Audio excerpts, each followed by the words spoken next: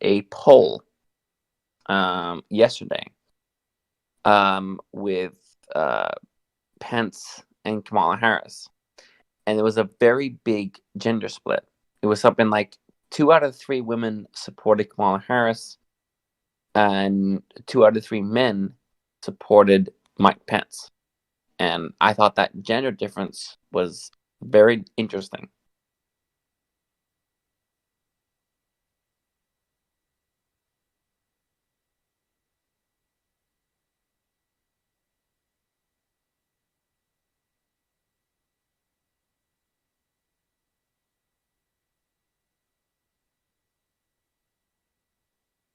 Okay, we're now streaming, so best behavior, everyone.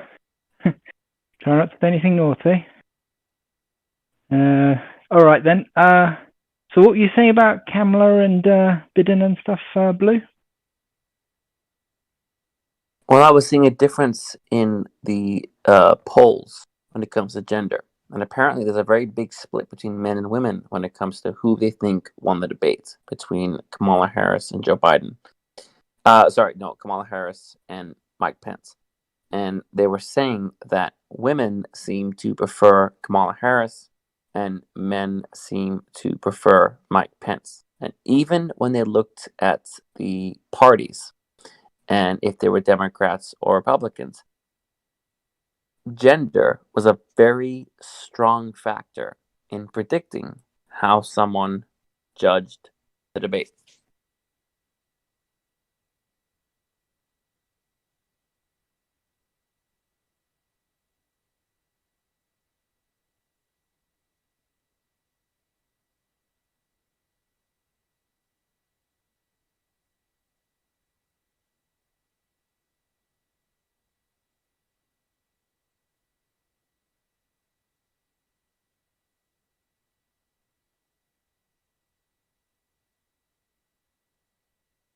Hello? Can you hear me? Hello. Yeah, sorry, just had some microphone trouble there. All right. All right. So you heard me backing about there. Yeah, I think that's very interesting too. And she's the man interrupting woman, isn't she? You know, it's funny because I've seen so many articles about how Pence was interrupting her and being disrespectful, but she interrupted him just as many times as he interrupted her. So it's not really a fair argument to make because she was cutting him off just as much.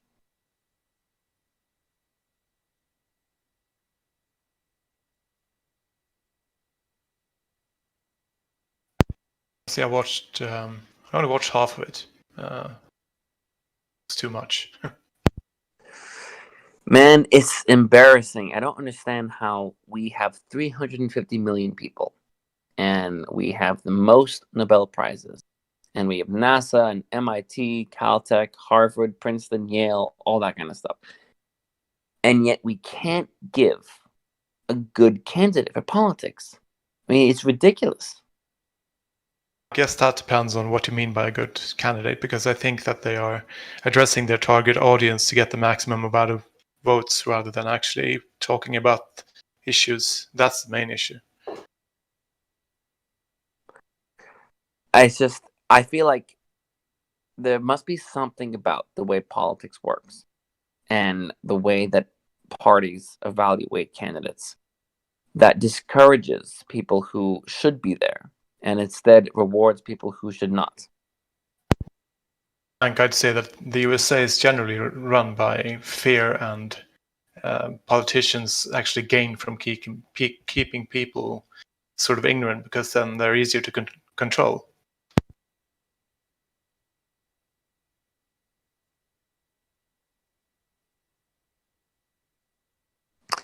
There was a post on female dating strategy yesterday, basically saying that a man should not hit a woman under any circumstances. And I sent a couple messages to some of the people that posted there, and I said, okay, but do you think if a man is being assaulted or abused, even by you're wasting a woman, your time. But I know, but it's just they're allowed to propagate these views to other people. And they're basically saying, and one of them had a son. One of them has a 3-year-old son. And I was saying, well, what if your son has a violent girlfriend one day? What would you do? Of course, no answer. And then one of them was saying, well, I agree with self-defense, but only if it's in a case of murder where there's no chance of escaping. I said, okay, so what if it wasn't murder? What if she was, let's say, stabbing his eye out? Or what if she was giving him a scar on his face? Or what if she was stealing medication that he really needs to survive? Like, let's say he needs insulin or some drug, and he has to take it to stay alive. Why shouldn't he be able to hit this person who's trying to hurt him very badly because of their genitals? I mean, it's and that, but that post you're not arguing with rational people. These people are not rational by any means. It's scary though, because that's such a normal way to think now. That's pretty much always how it's. Well, I wouldn't say always, but it's been this way for a very, very long time. You know, traditionalism, chivalry is the fertile grounds for the development of female supremacy, basically. So, do you think there is a evolutionary and natural element to yes, that? Yes. I firmly believe that this is like feminism is the strongest in the countries that used to be traditional before. You know, like the UK, the US, Spain, India. But in more progressive countries, you will see that it's not so much. Like, let's say Sweden has like gender equal draft, I think. Norway and places like that. We do have gender equal draft, but it's a very feminist country, and I don't think it's related to biology or evolution, like you were saying, Blue Orange. But yeah, I was gonna say Sweden has no draft. Norway does, and about 4 years ago, I think it was, Norway extended the draft to women too.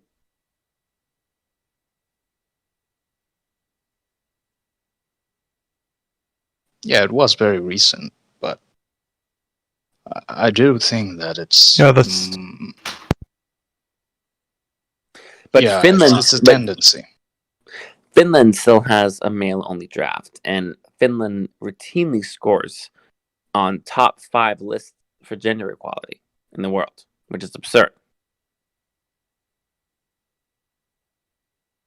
I think that saying only traditional is going to be a bit misleading, because it depends what you mean by traditional. It's like the ideology of feminism, it does try to invade basically every country it can. And it does find its way in more chivalrous countries. But it's really hard to say which countries are the most chivalrous, because chivalry is kind of a male instinct in a lot of ways. So, I mean, you'd find that Japan is probably very, very, very chivalrous, but feminism seems to be having a harder time getting a grasp on them. Definitely disagree with that, to be honest. I mean, Japan is not chivalrous. It's, if anything, it's very male-oriented, and women are subservient by their culture since the samurai era. Even today, you have people. I mean, I studied Japanese and Japan at the university for a year. You had girls leaving because of the embedded sexism as they saw it, and I can't really blame them. But it's a different matter. I don't think that males are inherently chivalrous. I think that we're in a society where we have a self-reinforcing dating dynamic where guys are undervalued and women are overvalued, and thus you have guys feeling that they are inferior, and it's their place to sort of cater to other women, and they're grateful for even getting attention and so on. When you actually have a 50-50 balance, right? So logically you should have a sort of equality on the dating market, but you don't because of the culture. That's the main issue.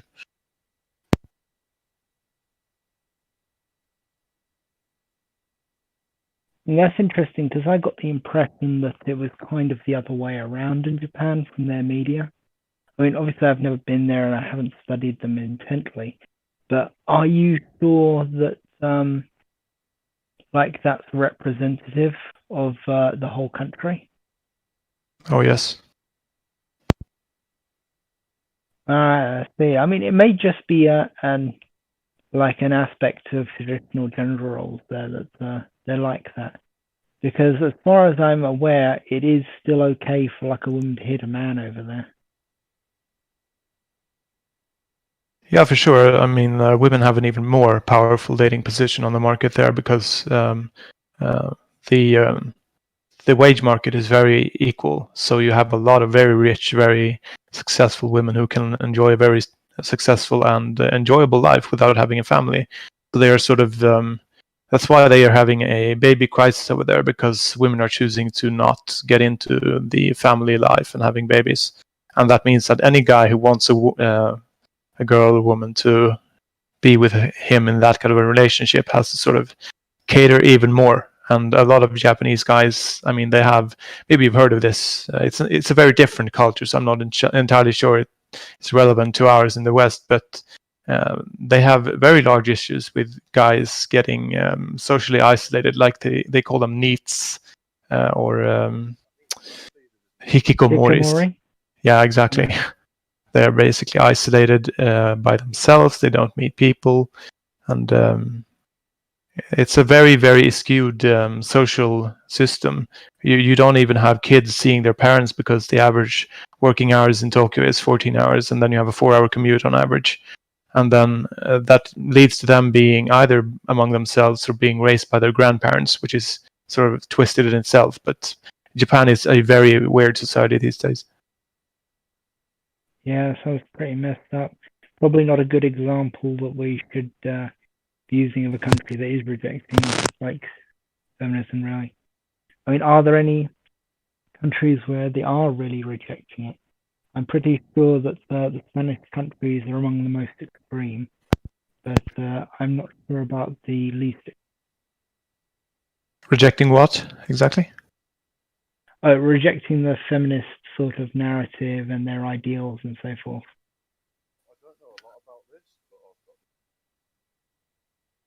Okay. Yeah.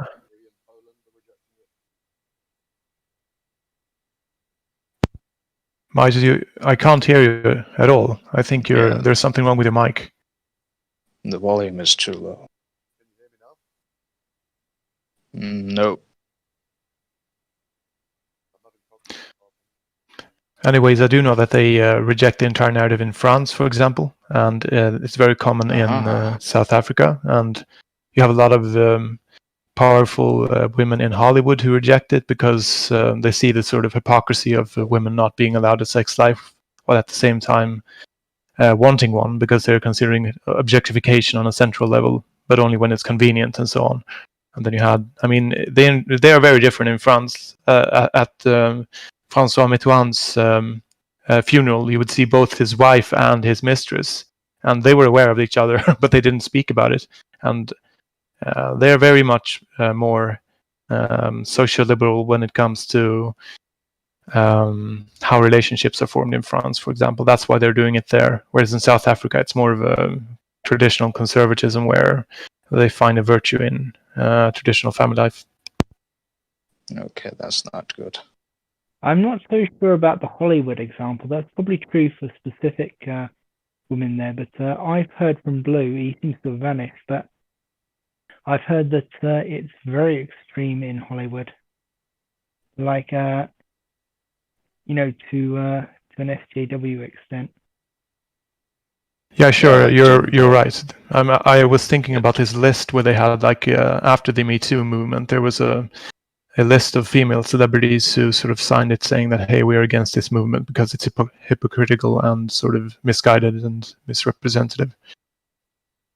Well, I'm glad they exist. Didn't the Oscars, like, say some really weird shit? Like, no more white people allowed or something like that.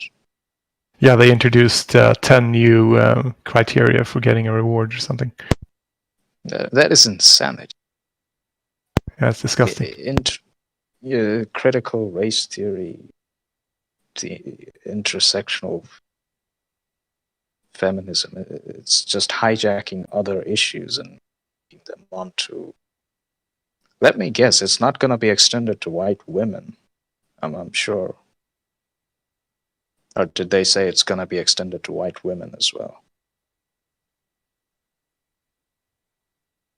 I think there's a hierarchy. There usually is. I mean, the Oscars thing is quite interesting because they seem to be trying to like overcompensate for the fact that there are very, very few female directors. I mean, it's not like there's that many barriers to a woman going into Hollywood and like picking up a camera and starting filming. I mean, just like a lot of films now are on the internet. I mean Hollywood metaphorically.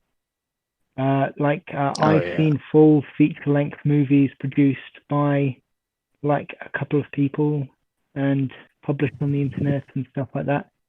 A lot of them, well, they vary in quality drastically as Hollywood films do. So it's, I mean, they could be more female directors, but they don't seem to be like, getting into it.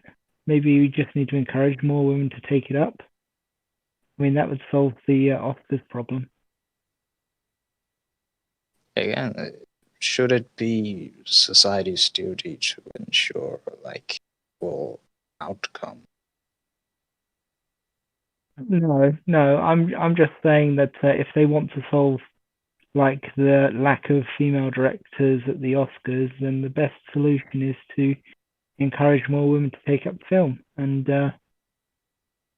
just make it easier to get into film generally. I mean, it's very, very hard to make it in Hollywood in any respect. But like if they just encourage women to get into filmmaking, then that's a much easier prospect. Where you just you publish the film on your own, and you GoFundMe it, and like the best CV you can possibly have in Hollywood is a completed movie. Well, they're catering to a market, basically. You have political interests saying that, hey, we want equality of outcome regardless of what the playing field is like. So even if they can get into the market as easy as men, they are promoting the idea because feminism is popular among their consumers. It's not about the actual dynamics of the market itself. Is it actually popular among consumers? I don't think the general people care too much about feminism, I would say. Yeah, I'd say that. No, we can't hear you. Sorry, we can't hear you. Yeah, I'd say over here at least there's a definite sort of victim mentality where women are inherently disfavored on every market, and I guess they don't always tie to feminism, but there's definitely the underlying idea that women are at a disadvantage, like financially. There's the so-called wage gap idea, and then there's the empathy gap and so on, that women are inherently weaker, need more care, blah blah blah. It's in the people's minds for some reason. That's the thing. Wage gap basically shows male oppression. Like men are working much more. Men are being forced to work much more than women. Would you say that women, in your opinion, are discouraged to enter the filming? I don't know a lot about. Again, like encourage, discourage, these are like subjective terms. I would say women have, I don't know how to put this, but like there's an equal representation of women in all classes, like middle class, upper class, whatever. You would assume that 50% are going to be men, 50% are going to be women in all the classes. So women should have equal amount of like economic opportunity to pursue whatever the careers they want. Hypothetical, obviously. My impression of the arts and humanities was it is mostly women taking these courses. I don't know about film school, but I can't imagine that it's all men. Like, it's... Yeah, I don't think there's like a Yeah. conspiracy to keep women out of STEM. That's... I don't think that's going on. As far as I'm aware, women are actually doing very well in STEM. It's only in a couple of subjects that women are. Sorry, who's that? Really, physics where women are greatly. I'm pretty sure it's only really physics. Like if you count loads of other sciences like family sciences and social sciences, though psychology. There's a lot of sciences which are pretty relatively equal or majority women. Of course, there are majority men sciences, but there's like this idea that just all of STEM is just majority men. It's the same bullshit, basically.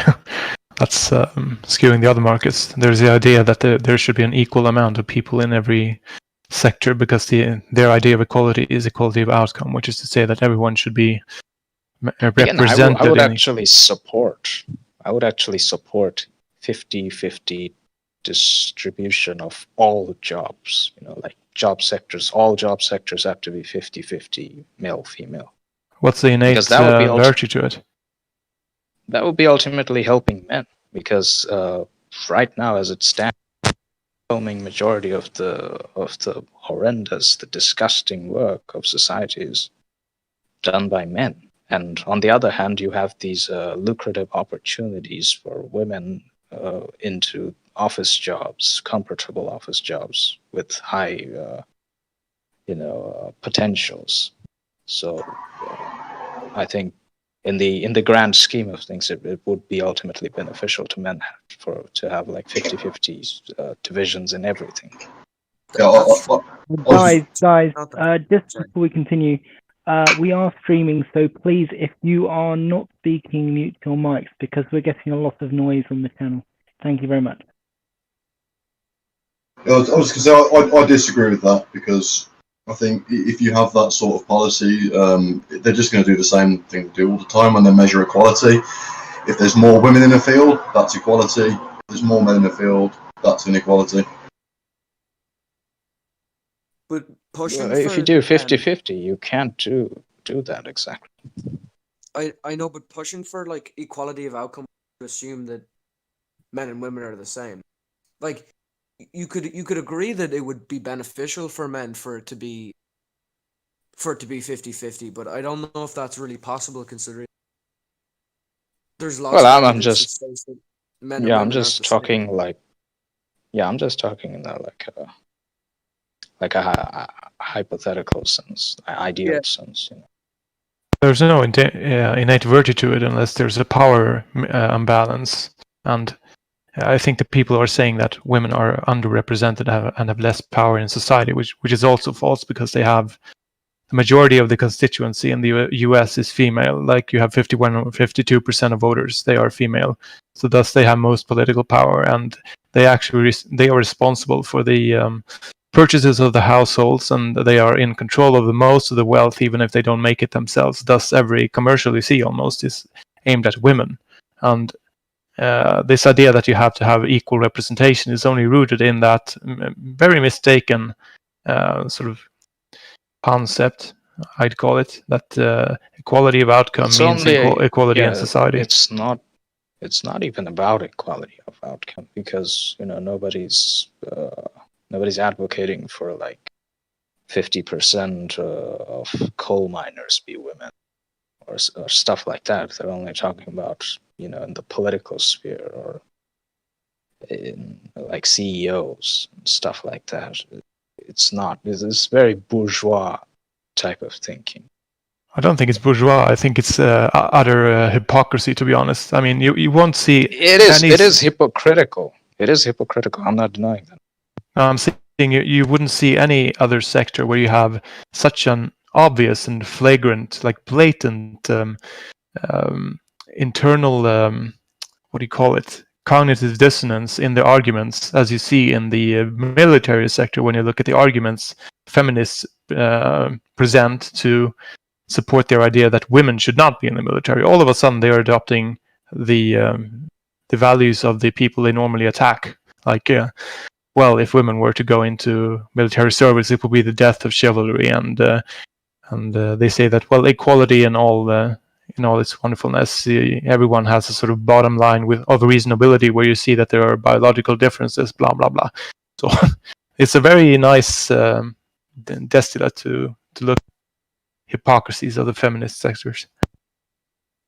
I don't really think it's necessarily about getting more women into good positions either, because you have a lot of say women in politics that they'll openly attack. So Tulsi Gabbard's one that a lot of feminists don't like. That Pauline, I can't remember her last name, Pauline something in Australian politics, who they absolutely hate. It has to be a feminist woman.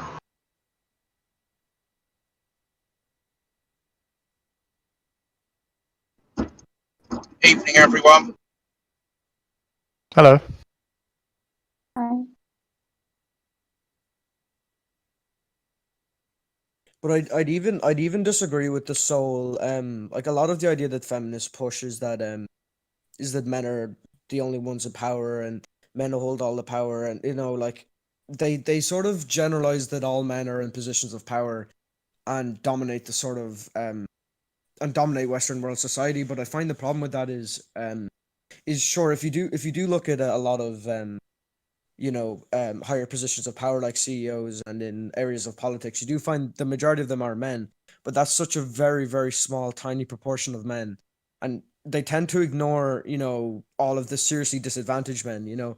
For example, the vast majority of people who are homeless are men. It's something like 6 times more men are homeless than women, and the vast majority of seriously disinfected people are men. The vast majority of suicides are men. I just don't necessarily see where the male dominance is.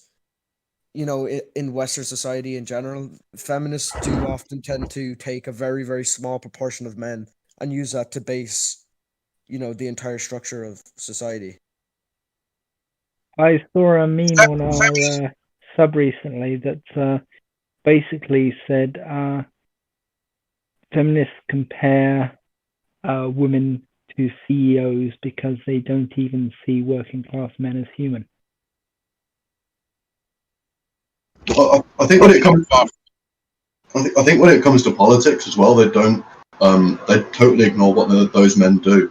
So if you look at, for instance, Barack Obama and Joe Biden, they both brought in the Dear Colleague letter. They both brought in the Violence Against Women Act. I mean, they would ignore the fact that a lot of men in politics tend to want to benefit women a hell of a lot more than they want to benefit men. There's also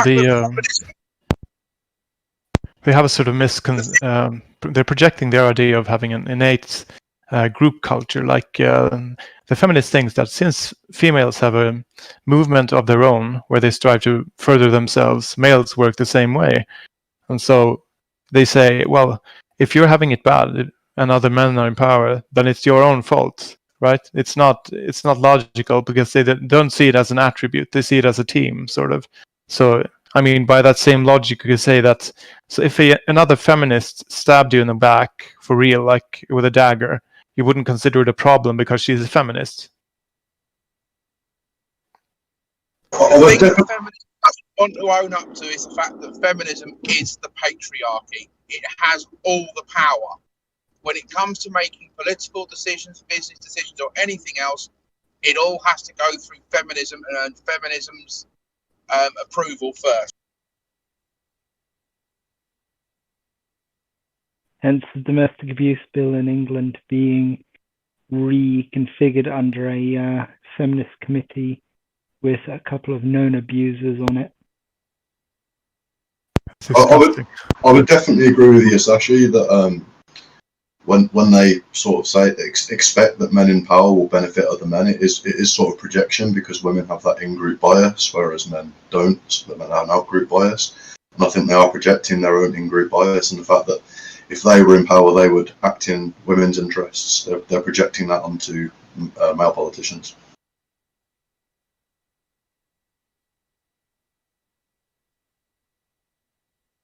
It's sort of And the funny assuming thing, that the small sort of groups of men who did make the decisions, which, well, it obviously wasn't just them. You know, society, women included, made differences which were both positive and negative to men. But it's assuming a lot of the time that men who happen to be in power, you know, the men who weren't in power, oh, sorry, I lost my train of thought. It's sort of assuming that that a lot of men had a choice in it, and men had a choice in what a lot of the things that were happening to them, and it's definitely not men as individuals' fault. It would be, you know, people, you know, who were in power at the time who would have made mistakes or would have caused some of these problems. It's not men in general. Yeah, they don't see it as an attribute. They consider it a team. Like, yeah, it's like all men were around a table together or something. Oh yeah, let's do this. yeah, it is kind of weird because they are then implying that they would forgive any crime done against them if it was another feminist.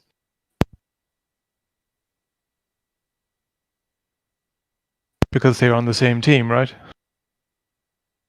You can't be wronged if someone is doing it that is on your team. It's a logical fallacy that's very weird.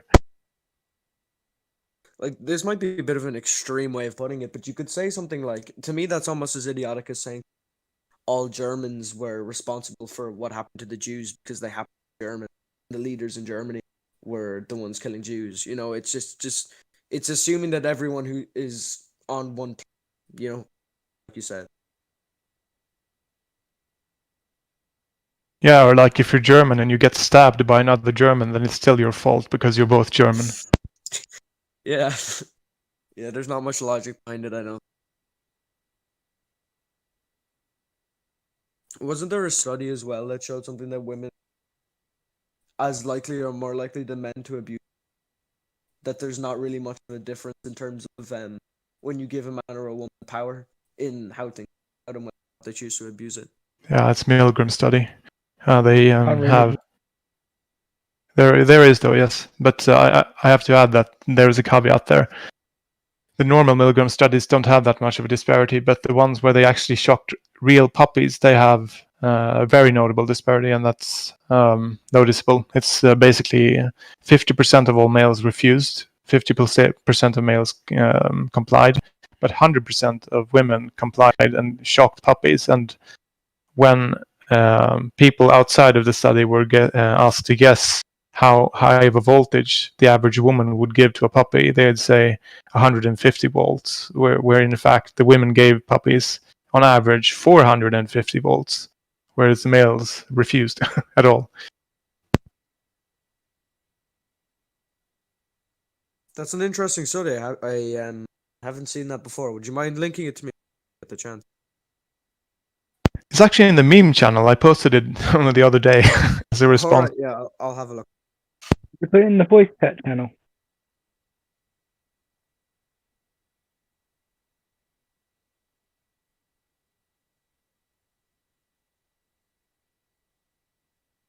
What's the topic for today, by the way? I was a bit late. We're just talking current events, that sort of thing.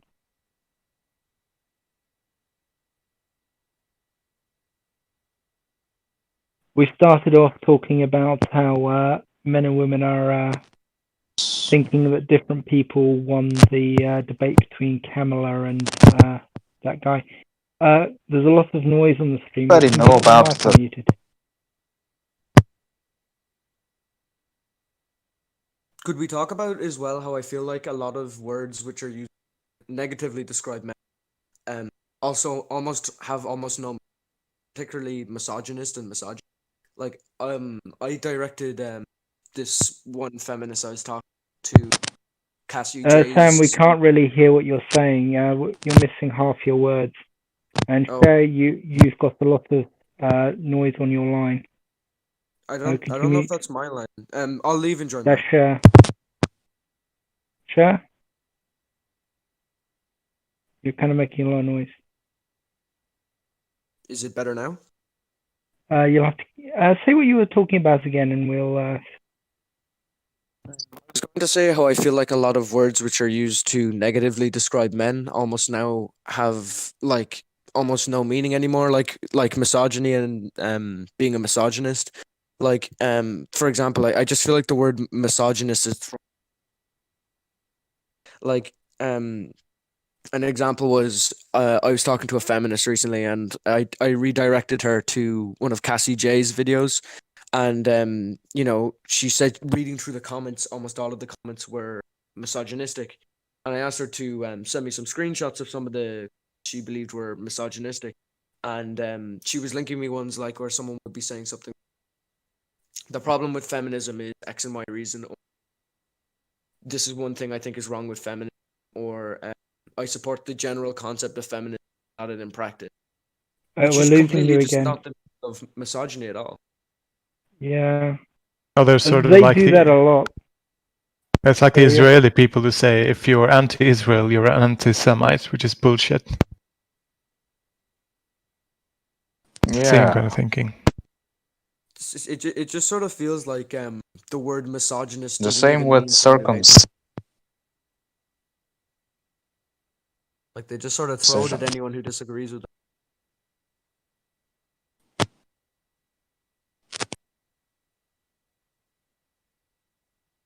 They do that, and I think a lot of it has to do with trying to control the narrative and control the conversation. Because if they can call everyone a Nazi, like they do with man interrupting, mansplaining, and stuff like that, they can shut down the other side, and the other side doesn't even get to speak. I guess I mean, that's, that's the entire plan there. then they do have something in common with Israel, I guess. Well, like in my Well, opinion, the we're not here to sorry. talk politics. No, I was only Hey, Sam? joking, but you know, calling people a Nazi when they do disagree with them. Well, we should avoid talking politics on here because this is supposed to be a non-partisan chat. I was thinking just even the definition of mansplaining to me seems like almost sexist, because it's sort of isn't mansplaining sort of just explaining something to someone because you feel they won't understand because they're a woman or something down the lines of that, and it's sort of just jeez, what was that? Yeah, your mic's exploding. Please try Is and that keep my it muted mic? when you're not. No, that's Bear Cans. Oh, okay. Carry on. I was saying the definition of mansplaining itself seems itself to be sexist, because it sort of refers to the sort of ignorant way of explaining something to someone because you feel that they won't understand it due to their sex or you know, physical appearance or anything. Just assuming that is a male characteristic or a male thing to do, or you know, it's taking a bad thing and almost making it out to be like a something created by men, or if that makes sense. Yeah, it's a projection. It's very infantile. It's like you have those people saying, "Don't tell me what to do," even if you're trying to help them in all kindness. That is exactly what's going on. The silly thing is that, I mean, I've noticed that both men and women will interrupt you, and both of them will try to explain things to you if they feel you don't understand. I mean, I've sat through a lot of very basic explanations from both men and women. I mean, like everyone will like talk down to you if they think you're like you don't understand or you're a bit simple. Definitely don't think it's definitely not a character.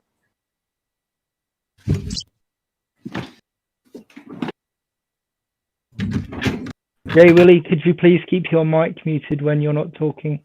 We've got a lot of banging and crashing on your line. Sure. Right, cool. Sorry, what were you? Yeah, Sorry, carry on. interrupt.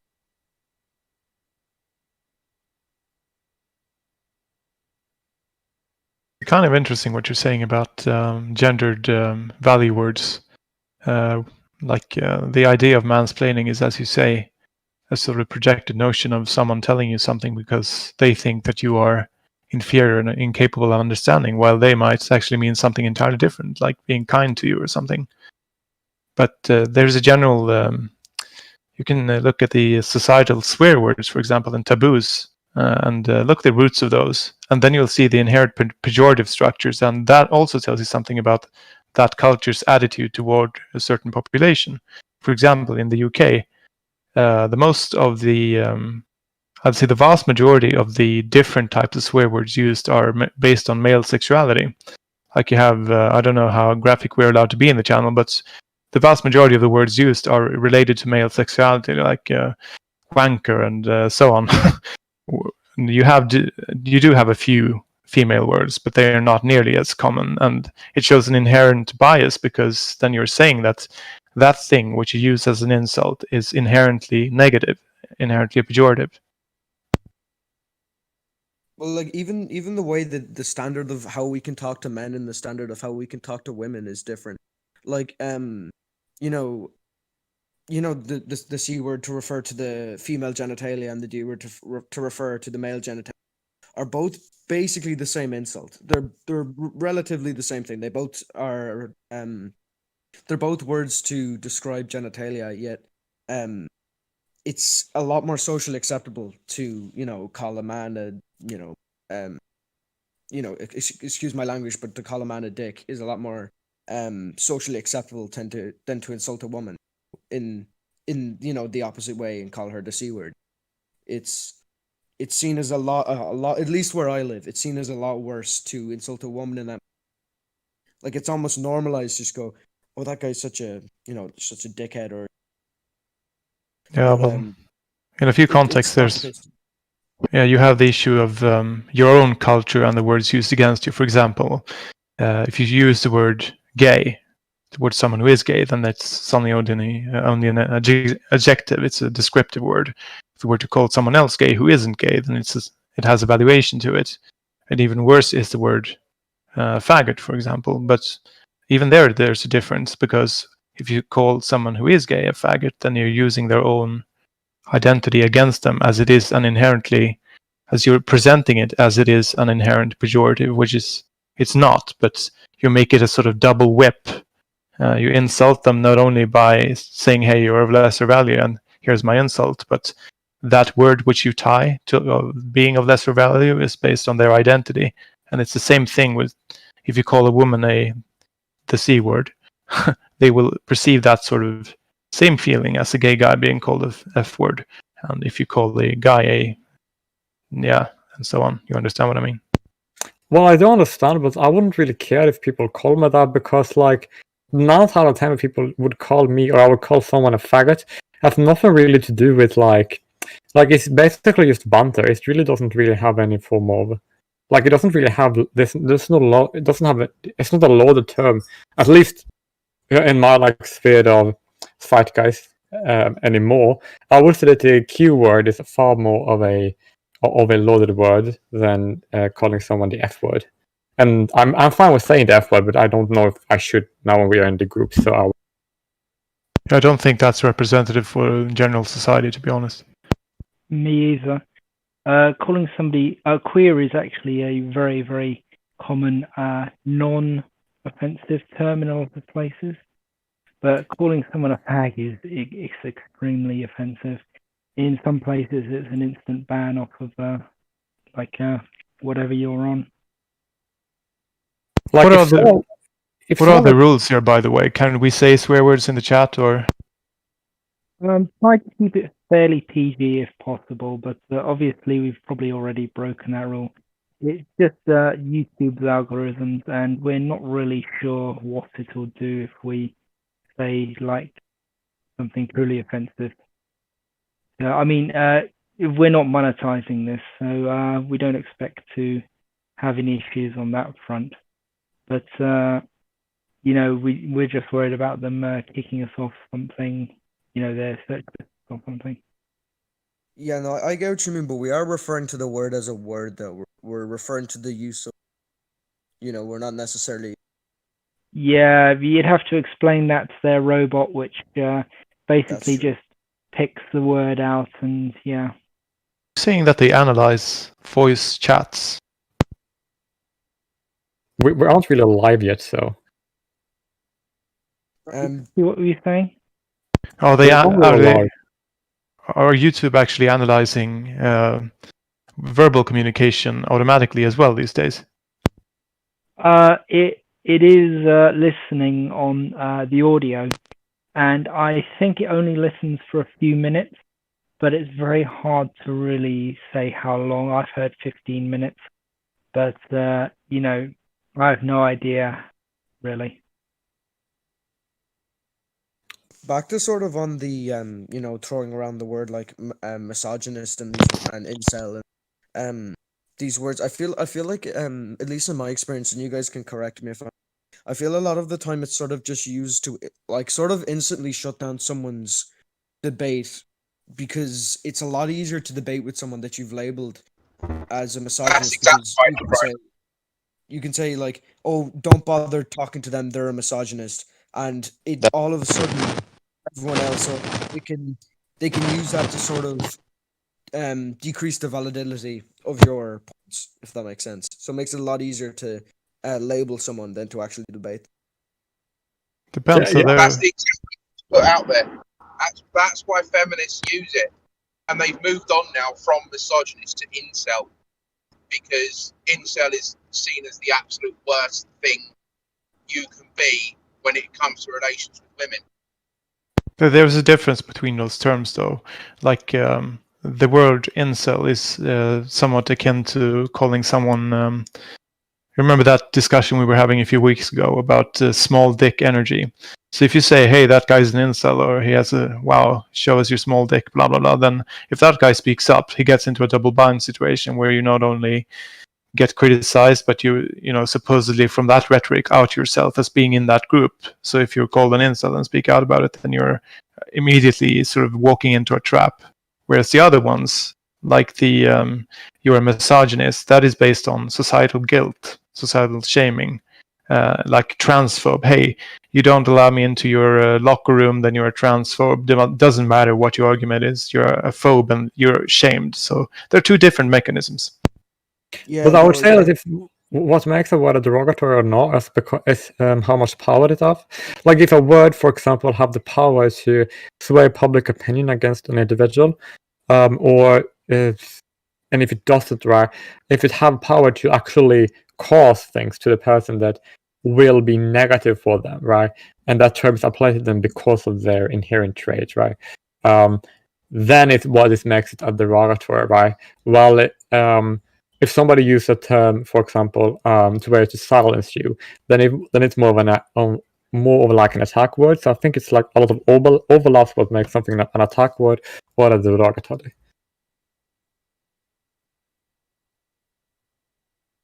But even I don't the know. word incel isn't used correctly. Like, isn't it? I'm almost certain incel is meant to mean a man who has very strong opinions or cannot have romantic relationships with women, and because of this they blame women for their lack of ability to be able to have romantic relationships. So like saying an opinion on something like, or like you can say anything, or you can be doing anything that has nothing to do with being an incel, or even suggest that you would be an incel, and just have the word thrown at you, because I just feel like it's seen as just an insult. The definition behind it doesn't seem to even matter. It's just call this is the most degrading word I can think of to call a man, so I'll just throw this at him.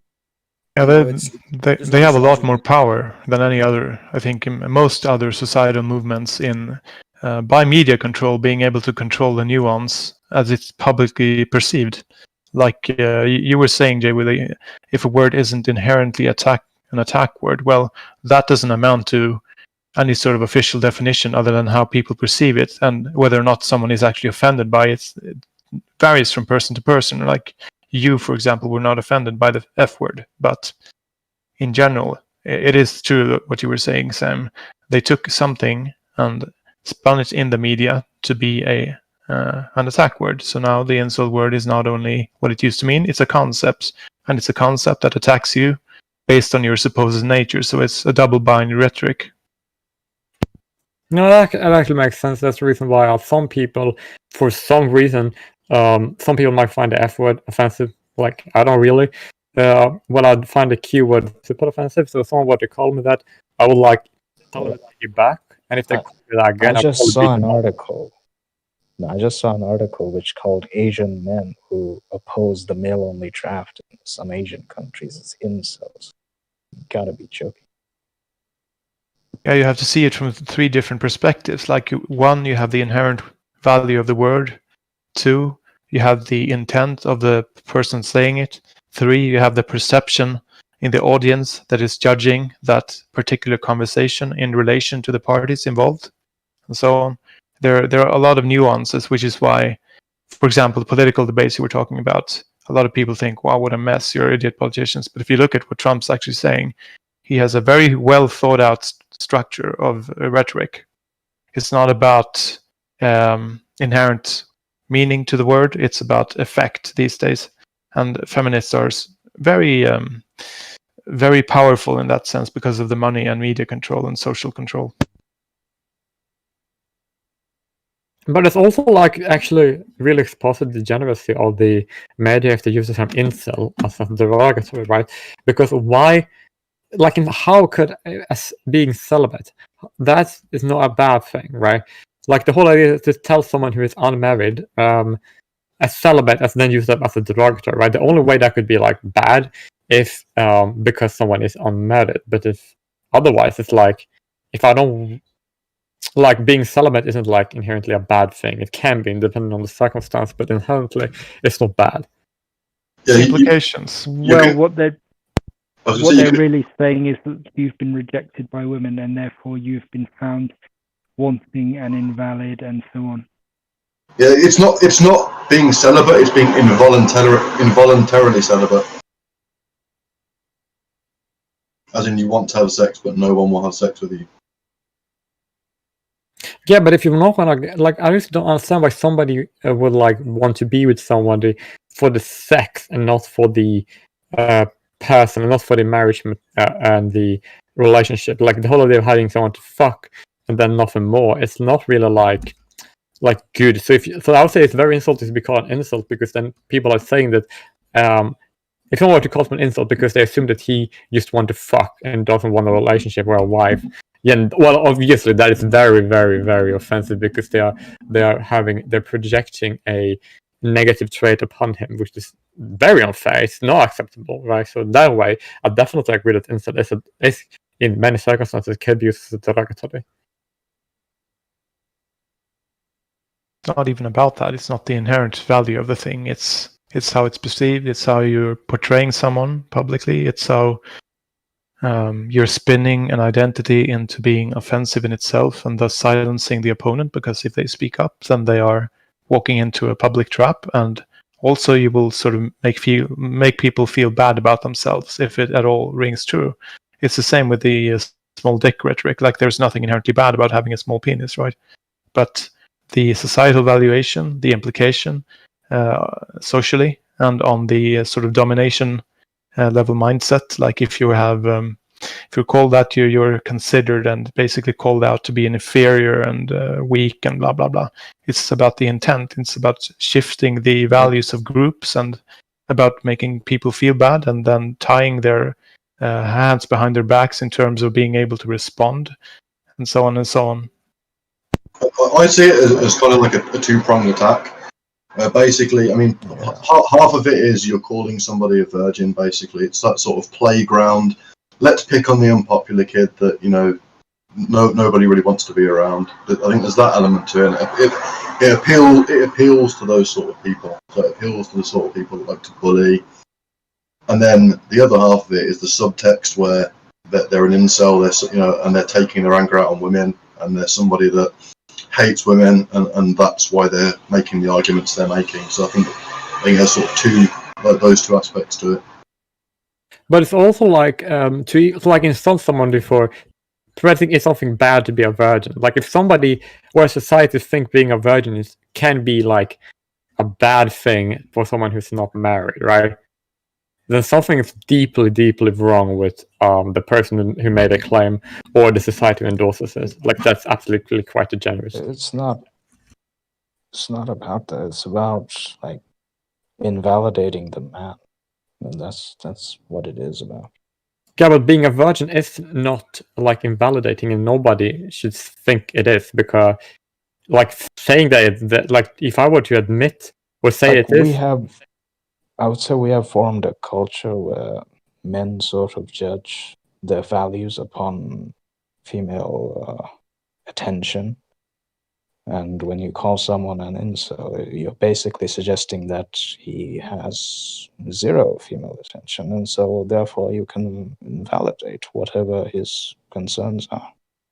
I We think have a- I think it's sort of used. I don't think it's necessarily the actual calling someone a virgin, which is the offensive part. I think what it's designed to do is it's designed to say that the reason why you have your opinion because you are Oh yeah, because of course. not that the virgin itself is offensive. I think it's trying to say something like because you hate women or because of your strong views, or you have your views because you hate women and that's why you can't sleep with women. You know what I mean? Like, Yeah, exactly. I Like think it's to people, invalidate your views by saying that you can't have sex because of your views, or you have your views because you haven't, lost your virginity. It's also not only about. It's actually not at all about the word. It's a rhetorical device. It's a device because it plays on how it's perceived, and not at all about what it is. yeah, it's But, like when, like, I don't know, like Wall Street bankers called the, Occupy Wall Street protesters as just being jealous or something, like resentful. So that's pretty much what it's like. You're trying to invalidate their actual opinions by questioning their intentions. Not necessarily. It's about the Wall Street example. We have a similar example in Sweden. Like you will, in every political debate before an election, have one member of the opposition to the left-wing parties being sort of designated to throw in the word commie during the debate because it's so stigmatized that it's not about actual communism. It's in not Sweden. about it's it's not about the actual person being communist either. It's about how that word is perceived and how that paints that person out. And you can't say anything after that because you walk into a trap. No, I thought Sweden would be much more left-wing. It's not about the political word. It's about the stigma, societal stigma. Yeah, of course. Like in America too, like Bernie Sanders got called like communist or whatever. But that's not entirely unfounded, though. Although we don't have to really go into that because it's probably not the. It is unfounded. Like he's like the most bargain bin social democrat. He's not even a socialist. Well, can we? Well, whatever. That's irrelevant. This is a slight bit of a subject change, but back on the sort of insults that are used on men, I do feel like that's sort of the case with sort of body shaming as well. Like throwing around the word. Like I know you were saying it's down to lots of different factors about how the word's taken, what the intent of the word is, but like saying a guy has a small penis is not actually seen as body shaming. Like I've seen people say all that time, like, oh, you probably have a small penis, or you probably have whatever.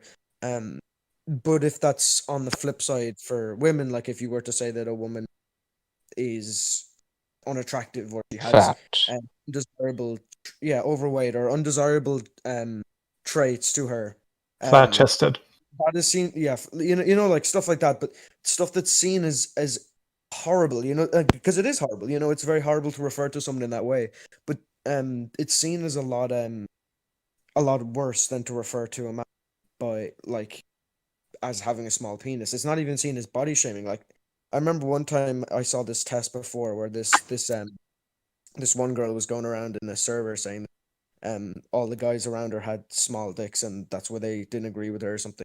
And then someone, for the sake, just to see how she would react, insulted a woman on her physical appearance, and she went straight gun-ho on them, saying, "Oh, that's body shaming. I can't believe you would ever body shame someone."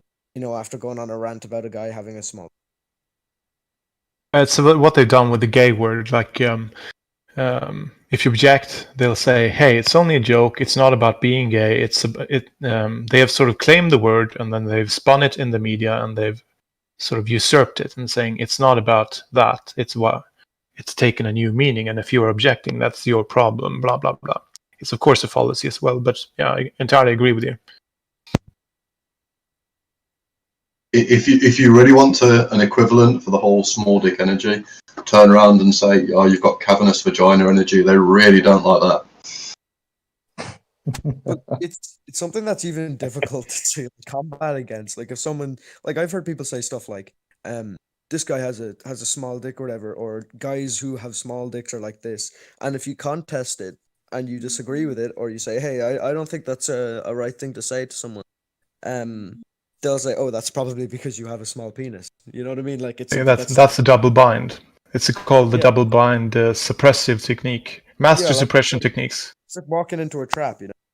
Like this, this is in a different way, but it's like the misogynist word. It's like, oh, you disagree with this because you're misogynist.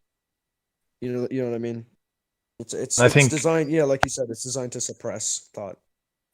Yeah, and it's supposed to silence you as well, because if you're not strong enough to speak up or stand against public pressure, like perception ideas, then that will automatically sort of make you small in a metaphorical sense. A good response to that would be, it's not a small dick, you just don't do anything for me. Yeah. I don't know.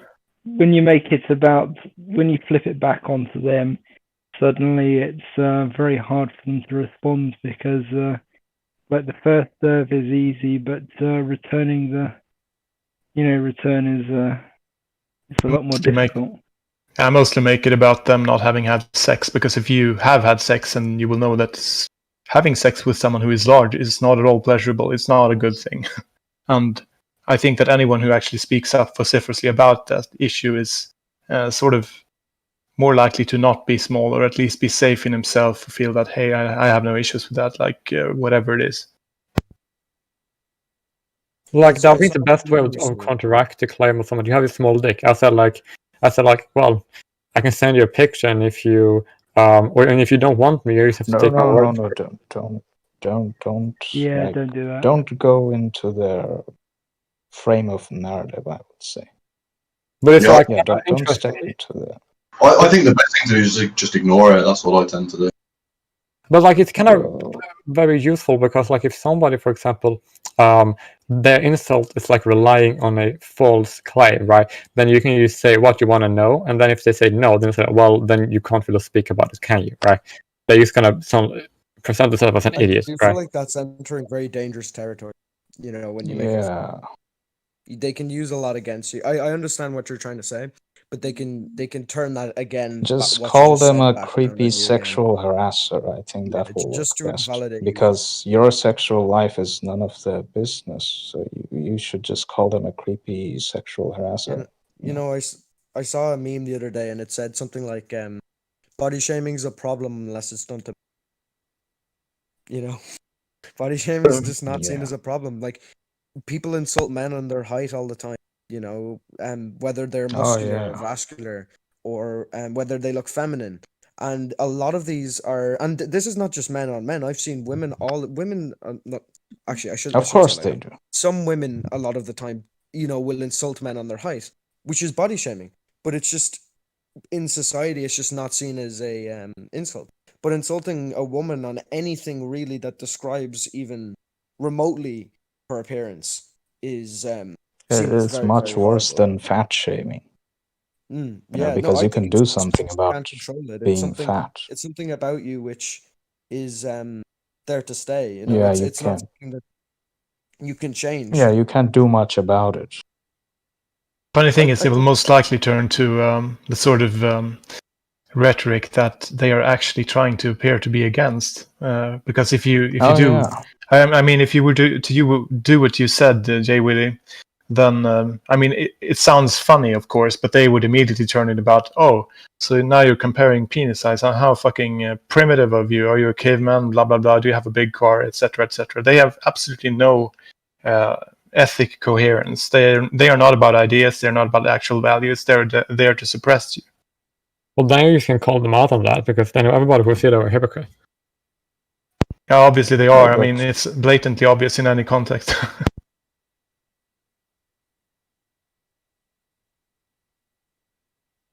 Anyways, I feel like you said, I do feel like insulting someone on their height is bad as fat shaming, not worse, because especially as men, there is, you know, the sort of social idea that to be and I think for the most time it is true, men do tend to be stronger and taller than women and more masculine, but when you it does a lot of men do care about their masculinity, you know, they care not just for other people's view on them, but they care for themselves. It's a big part of male self-esteem, and a lot of that And does get that's a stripped away when problem. you insult someone on their height.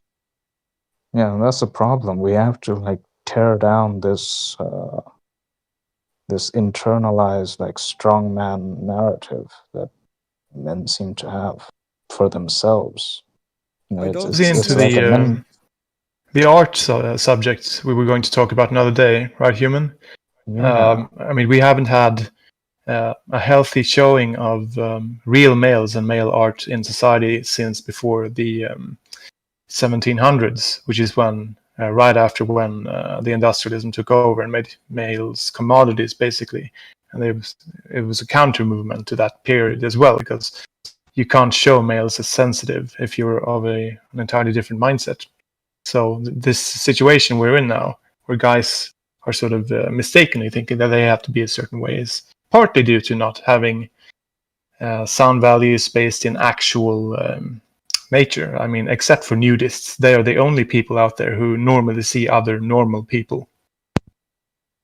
I mean, that's actually kind of a very big problem, actually, because the like skewing of how the male body looks and should look, it's actually really, really like bad, because people are just like only being like shown like this is how the male body should look like, and then they're like have like one example of like a minority of male bodies, and they portray it as if that's like the only type of male body that's supposed to be attractive.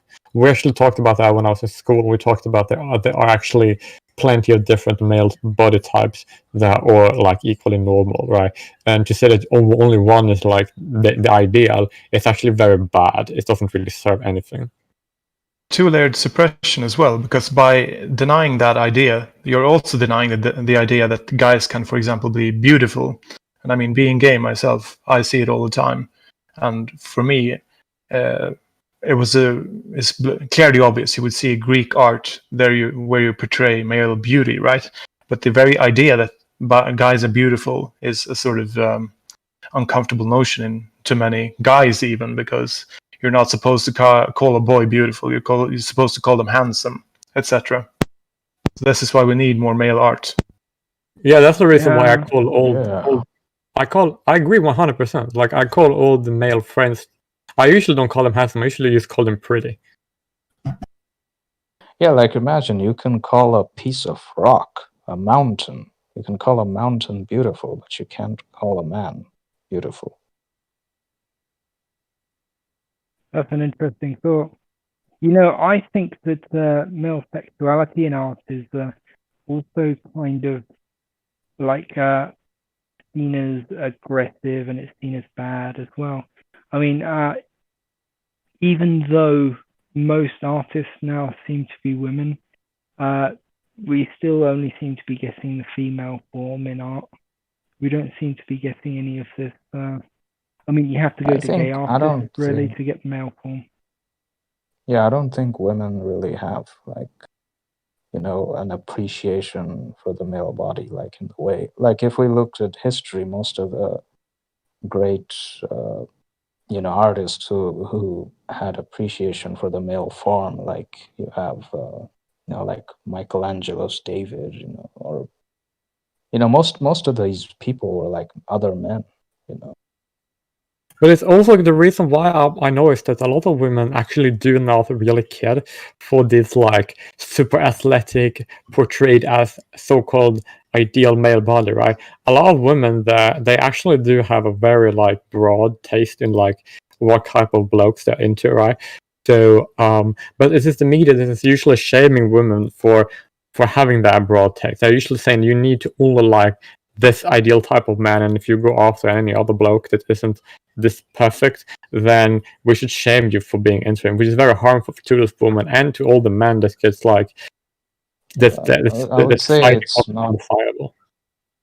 I wouldn't say it's a broad taste. I would say it's like a lack of taste. You know. That's just because women have had their natural taste for men suppressed by the mainstream media.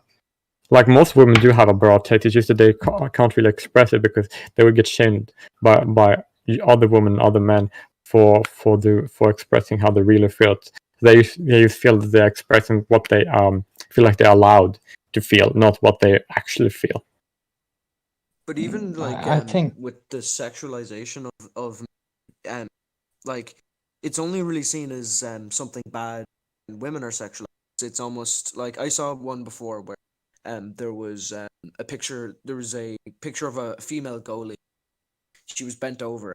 It was zoomed in. I can't And it really was hear saying, you, Sam. It was. We're only getting little bits of that. Oh, you can't hear me? I can't hear you, no.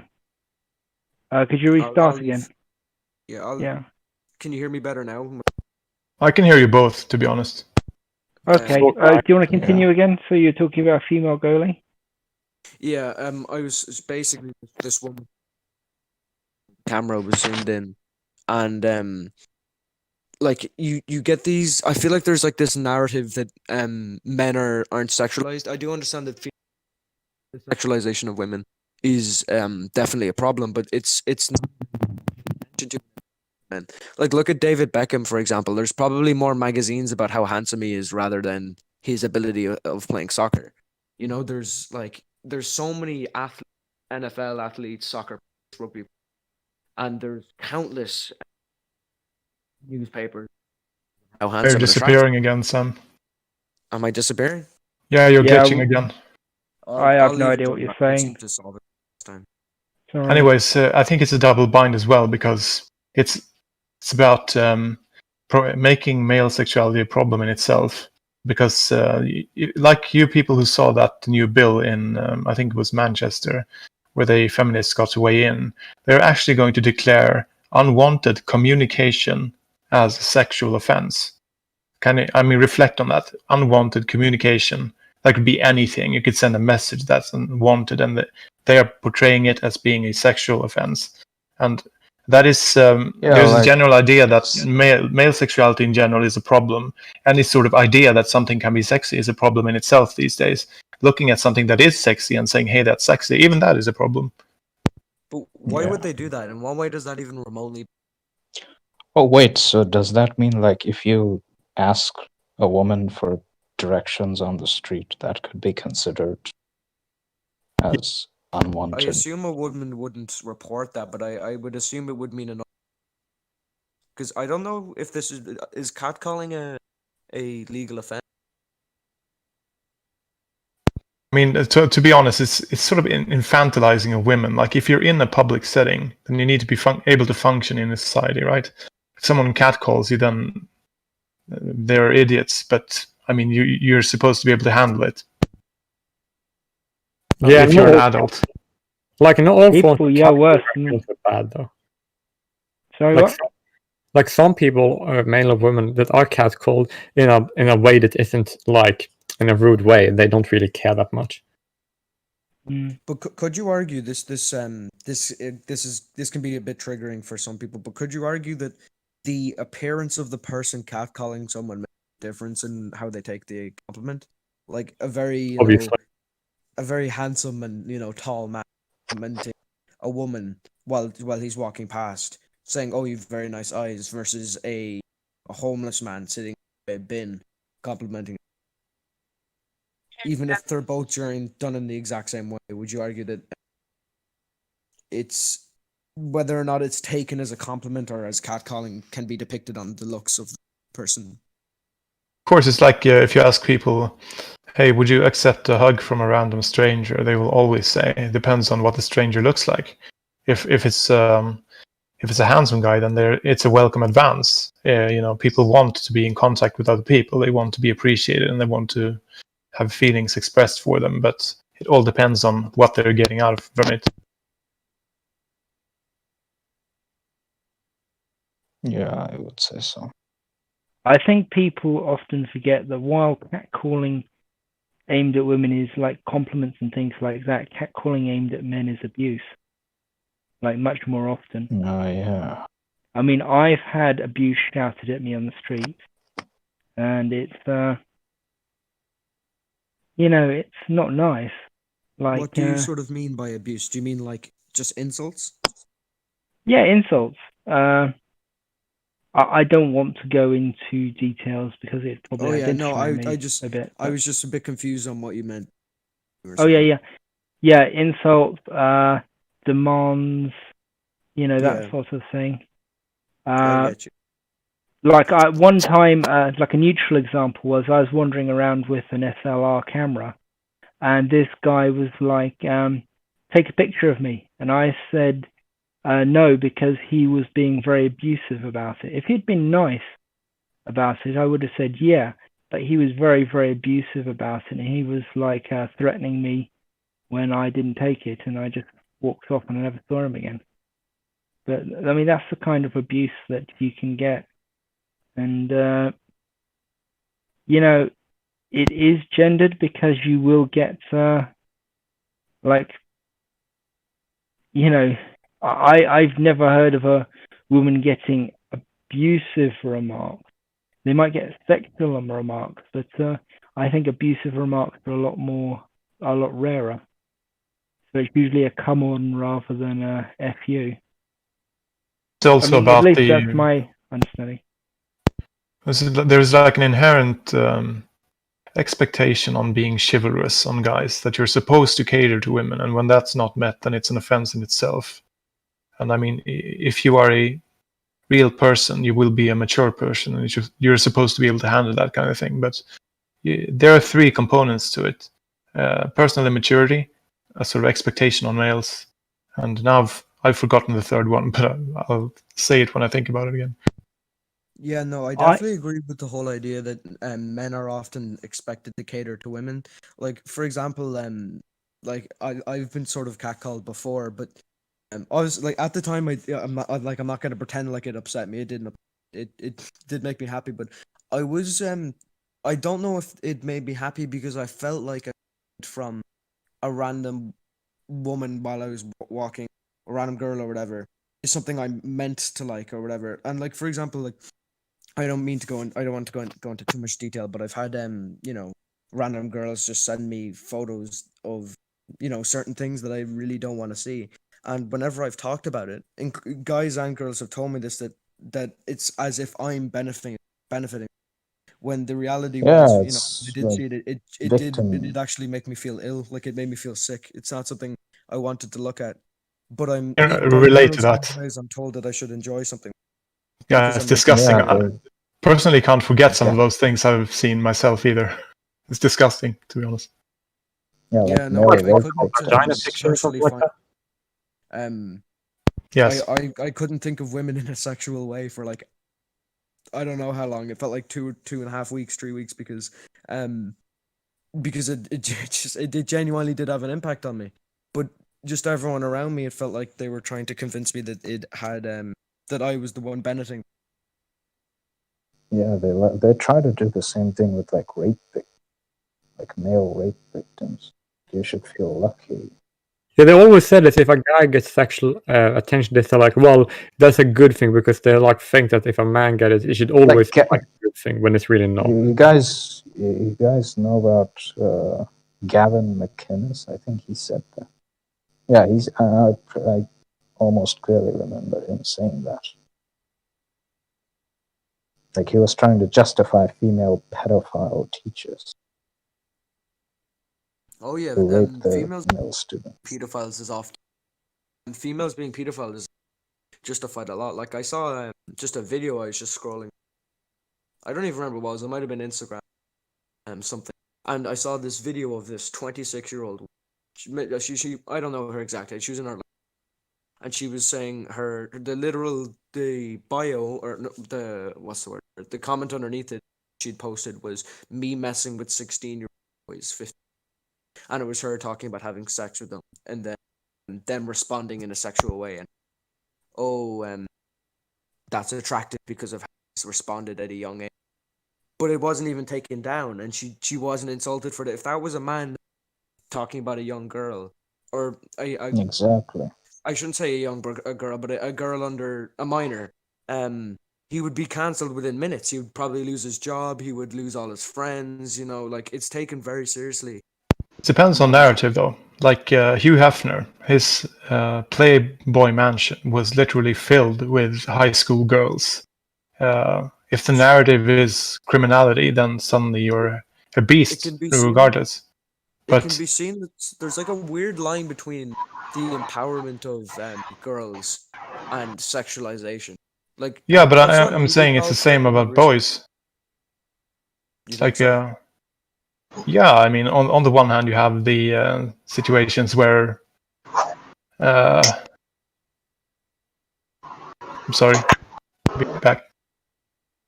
Matthew, could you mute your mic again when you're not talking?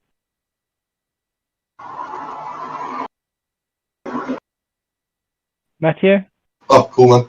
Yeah, did want to say something. I was just going to say one of the really annoying things with that double standard is that one of the arguments made is that, oh, well, you know, a lot of young boys want to have sex with their teachers, which is true. I mean, a lot of young boys have crushes on their teachers, but what they fail to recognise is so do a lot of young girls. There are a lot of young girls that have crushes on their teachers, but that doesn't make taking advantage of that any less abuse, and it doesn't make the potential damage that it can cause any less. But they just totally fail to recognise that. Oh yeah, It absolutely. was a perfect example of, it was definitely pedophilia. You know, it was taking advantage of the fact that younger boys find older women attractive. Well, I think you have to be careful with that word. Like, pedophilia, it's a super serious topic, right? And it's about prepubescent children, and it's a sort of monstrosity on a different level you should be really careful with, because on the one side, I mean, I agree that teachers should never be allowed to be with their students because there's a power factor there. But if you look at society in general, the difference between heroism and sort of the glorification of your conquest is entirely about the narrative situation you're in. Like, not only Hugh Hefner, but did you know, for example, that most of the models these days are actually 14-year-olds? We're talking about girls now. And I'm not saying that that's a good thing. I'm saying that there's a general perception that is what's at stake here. Like, you have the idea that, hey, in this context it's bad, in this context it's good. And if you look at the actuality of what people think about normal people, well, the age of consent is 14 in a dozen countries in Europe. What is the right age? It's an incredibly difficult difficult topic to talk about. But it should always be about protecting the individual's both freedoms and rights, I think. So I don't like when you sort of involve the pedophile topic, because it's the sort of narrative used by the extreme right-wingers in the USA to shame people who harbor sort of different, preferences, and teens who want to have sex and so on. Like, I've been a teen myself who want to know the guy, and I know what it's like. Yeah, no, I understand what you're saying, but I was sort of just bringing it up because I felt like if it were done, if the genders reversed, it would be a new story. It's more about the double standards. It was more the double. I 100%. But I was sort of mainly trying to just highlight the double standard. Yeah. I think there's a double standard. It's a matter of different contexts. Like that's a different issue, I would say. Yeah, it's more about. There very clearly is a double standard. Very clearly. Yeah, exactly. That double standard is even in the laws, because we can see how the female rapists of underage boys are sometimes rewarded and the victim is punished, right? And that's that's a legal double standard, right? And the same thing happens when the woman isn't rewarded. She's not as punished much as if the gender were reversed. And we can see that, like, that's something that is written into law. And if you look at court cases, we can see that we know this double standard existing on an institutional level, right? And we know that it is, like, true in that regard. And we know that it is, like, a massive human rights violation, and it's an extreme issue, actually. even if it doesn't. That's technically- about the empathy gap. Like you have, for example, that guy who was dragged out in shackles, a young teenager, on mere suspicion, and then put under electronic surveillance for 3 months. And then the girls came forward and said that they had lied because they didn't like him, and he got released, but he didn't get any compensation nor any apology, and the girls did not get punished, right? And it's the same that you were talking about in courts, where guys, for example, who get raped are forced to pay child support. But it's about like a structural issue with gender empathy rather than the issue of personal liberty. That's the Mean Girls case, isn't it? A lot of the time, even if like the law is equal on paper in terms of administration, it's usually not so equal. I mean, like a lot of the time, the law is not equal on people either. We can look at a lot of discriminatory laws, like on the book, that literally says if you're a woman, you're not gonna be punished if you do X. Oh yeah, very much so. I think there's an assault law in, I can't remember which country, but it stipulates that the men should get a harsher sentence than the women.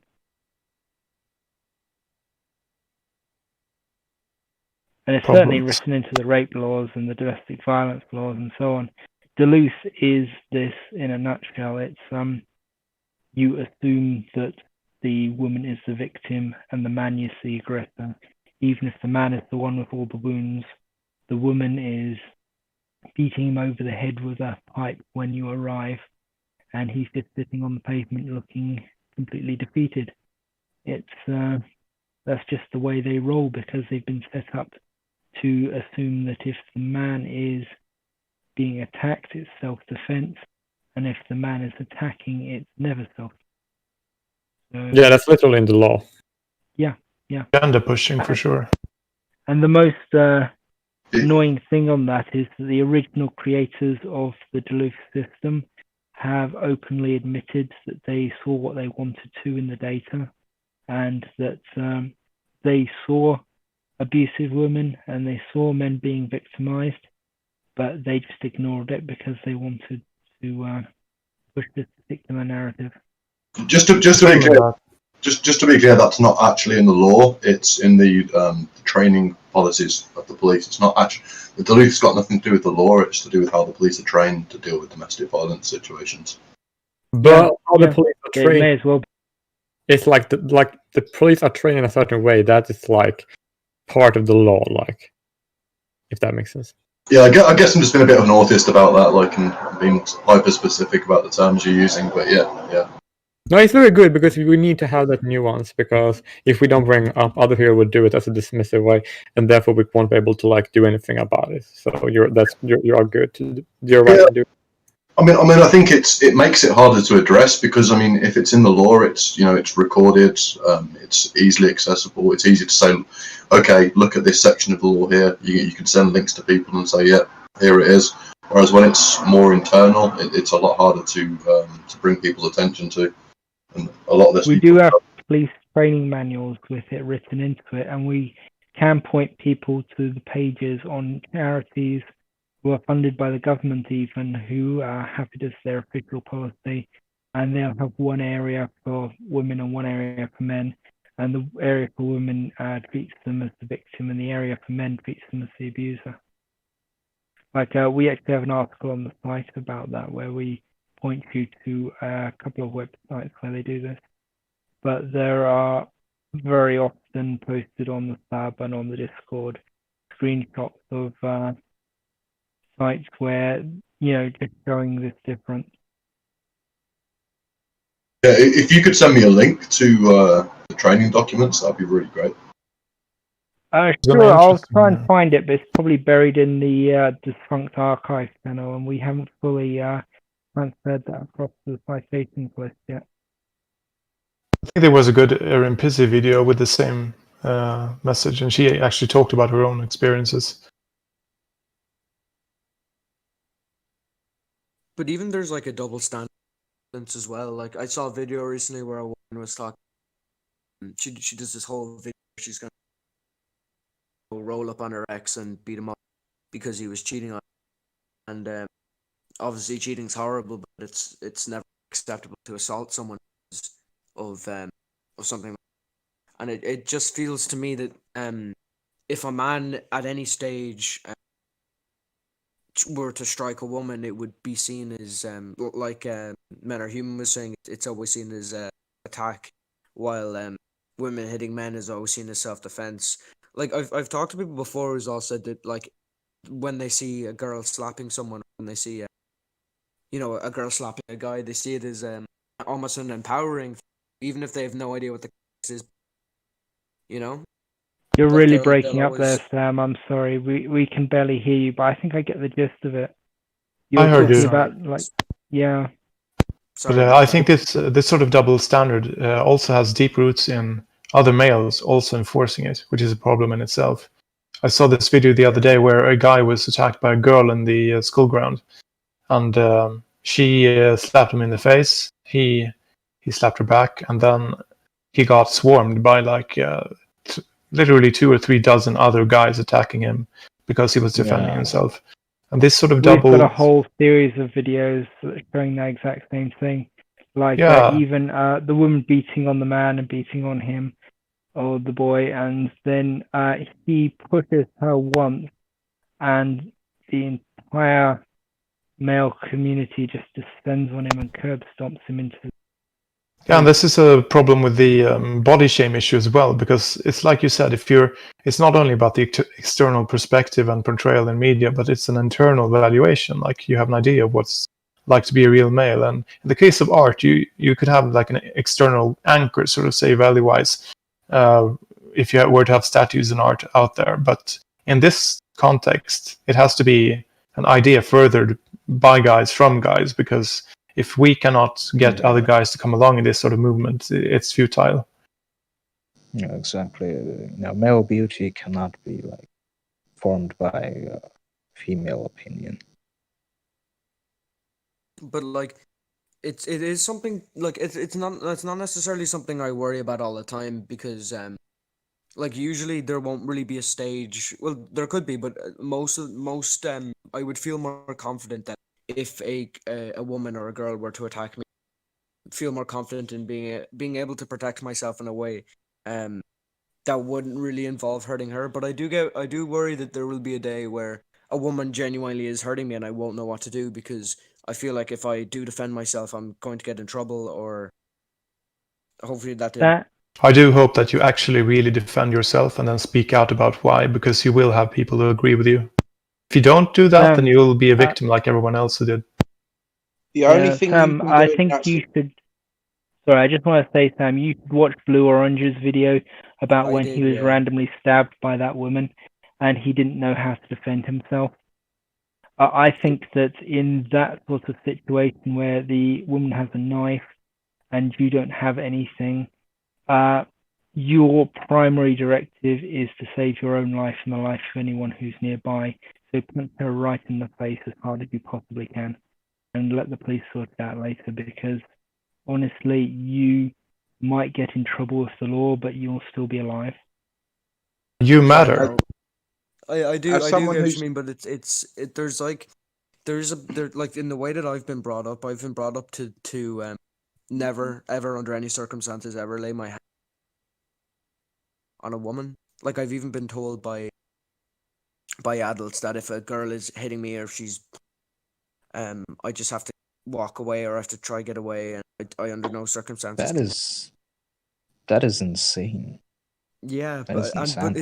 it's I do hate to say it. Like, I would like to say that if a girl did attack me and she was starting to hurt me, that I would, clock her in the jaw. But I don't know if I'd be able to do that because of how ingrained it is into my brain to not hit a girl. I don't know if it would come to this situation and my sort of primal instincts would kick, and I would, but it's so ingrained in my brain that I do worry that I would protect myself.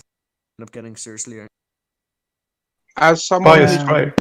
lived with domestic violence committed by a woman, I can tell you eventually it gets to a situation where you've got no choice.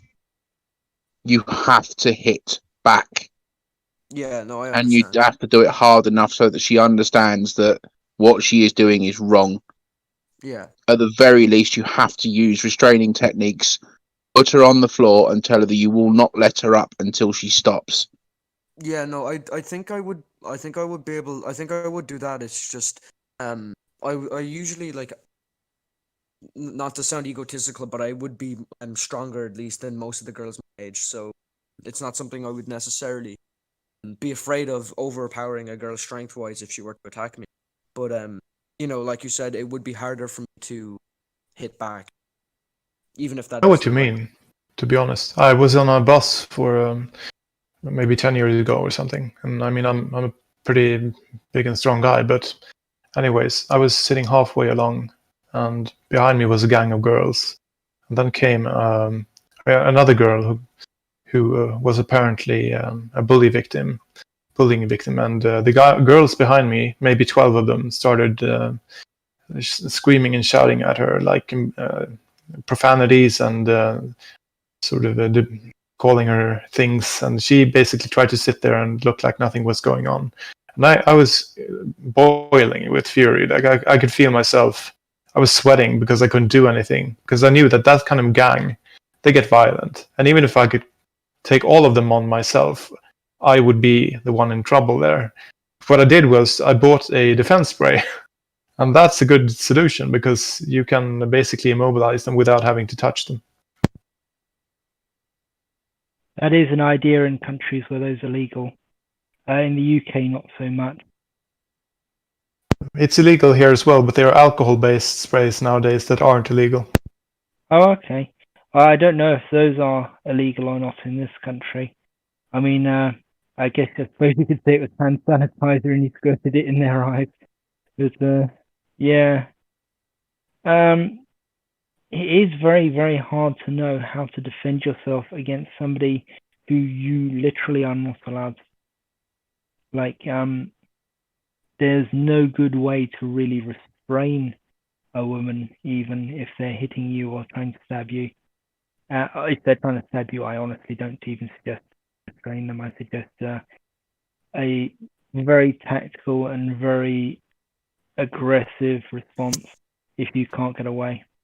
Yeah, no, I But, do think yeah. even though unfortunately a lot of the odds are stacked against us when it does come to defending ourselves against women, but I do feel like men are human is right in the sense that if your life isn't, you're probably best off, you know, defending yourself with a strong punch, because at least if you do get in trouble legally, you will, you know, you'll still be. I would stress that you should stop the moment that the situation is resolved, because if they have it on camera, or even especially if they don't have it on camera, your best defense after that is either to not be there in the aftermath, or to basically have the defense of, I only used as much force as necessary. And there is a lot of legal stuff that comes down to as much force as necessary in situations like this. But it's like convincing the police and that the force was necessary. So if they do have a knife, don't touch it. Just you know, make sure that they can fingerprint that. Several years ago, I was. I've got to go now. No, see you later, Sam. See you. See ya. See ya. Several years ago, I was working for a local Domino's Pizza. I had an incident with a couple of girls run across the road in front of me, and I stopped and gave them a load of abuse. Well, not abuse, I just told them off. But anyway, a few days later, they turned up outside the store and threatened me with a knife.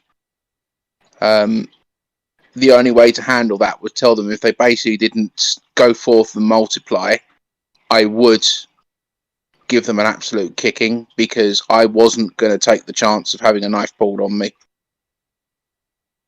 Yeah, I mean, you matter. That's the main message. People don't think that guys matter, and guys feel that themselves. That's the main issue. If guys felt that, hey, I actually have value, no one gets to lay a finger on me, then they would defend themselves. one thing that I think we really, really need to realize is when bullies and aggressive people and so on and so forth are given free rein and they know that their victim can't respond, they will keep pushing it and they will keep pushing it, and they will be looking for the line in the sand, basically. So the more that men as a cultural whole just don't do anything about women who abuse them, attack them, try to murder them, the more trouble we are in as a society, in the sense that the abusive ones who are like that will just keep pushing and pushing and pushing until until somebody pushes back. And that's basically how an awful lot of bullying works in generally. So it's worth remembering that if normalization of abuse of men continues, it won't even out. It will keep getting worse until you have a point where we already have battered women syndrome and such like, which is basically a get out of jail free card if you kill your husband. So bear that in mind, I think. Does anybody remember the Caroline Flack situation? Jog our memories? I do. Right. Caroline Flack was a TV presenter, celebrity type, who attacked her boyfriend around about Christmas time, smashing a lamp over his head as he slept. Now, I've had several arguments with people that I know personally when they come up and say, oh, Caroline Flack was this beautiful soul and she was this and she was that and she was something else. And I point out to them, no, she was a domestic abuser who attacked her boyfriend. And they don't seem to like it, and they seem to want to normalise female abuse of men. And even to the point where Caroline Flack's boyfriend said it didn't happen. Now, I'm going to talk about my own situation here again. I never told anyone about the abuse, physical, mental, or emotional, that I was going through until the last 6 months till 2 years ago. And it had been going on for 15 years by that point. And then in the last 6 months of the relationship, it got really, really bad. So when people say to me, oh, Caroline Flack's boyfriend said it didn't happen. Well, he said it didn't happen because he was too scared to say it did. I don't know if anyone remembers, but there was this person called Lorena Bobbitt who literally castrated her husband, I think, and people laughed about it. Like people on like TV shows, they laughed about it. Well, she wasn't actually castrated. She was actually penectomizing him, which is like also like horribly abusive and terrible mutilation, but like slightly different, but still like bad. Yeah, well, the argument was that he was abusive too, but there's being emotionally or physically abusive, slapping someone around, and then there's in the middle of the night grabbing somebody's dick and chopping it off, and then like I don't remember if he put it down the garbage disposal or if that was another woman. I think he might have been the one who threw it out the car window. But I seem to recall that the actual thing he originally told the police was that he wanted a divorce. And so that makes me think that, like most abusive relationships, it was both way. If it was abusive from his point of view at all. Yeah, Which, I mean, I have heard that he was abusive to a girlfriend after that, so I'm willing to, there is evidence of that, I think. But it's very hard to say at this point. To go back to the girlfriend after that? Yeah, he was with a girlfriend after that. They actually did manage to reattach his penis. He wasn't fully castrated. He just chopped his penis off. and then I think he threw it out the window of a car. And he did call the police and admitted, I think. But he had it surgically reattached, and then he starred in a porn film to prove that he was still in working order. The porn film is Frankenpenis, if anyone's brave enough to look it up. So, Yeah, to go back, well, I can quickly comment on that actually. Yeah, the reason that she said that she did it was that he wasn't sexually satisfying her. He was a selfish lover. That was the reason she actually originally gave for doing it, and then she changed her story afterwards. But to go back to the Caroline Flack thing, one of the things that really annoyed me about that was that the narrative going around, and it was even being pushed by the media, was that the CPS were in the wrong for pursuing a prosecution against her, and that they caused the death because they were trying to prosecute her for smashing her boyfriend over the head with a lamp. And the only reason, I mean, he didn't want the accusation to go forward. He did try and you're right about that. He did try and retract his statement, but I mean, I don't think it was that he was necessarily scared. I think it was that he was just trying to protect her. Isn't the CPS the Child Protective Service? No, it is, but it's also the Crown Prosecution Service. Oh, okay. Well, what did it look like to you, Painter? How did your relationship evolve to end in that situation?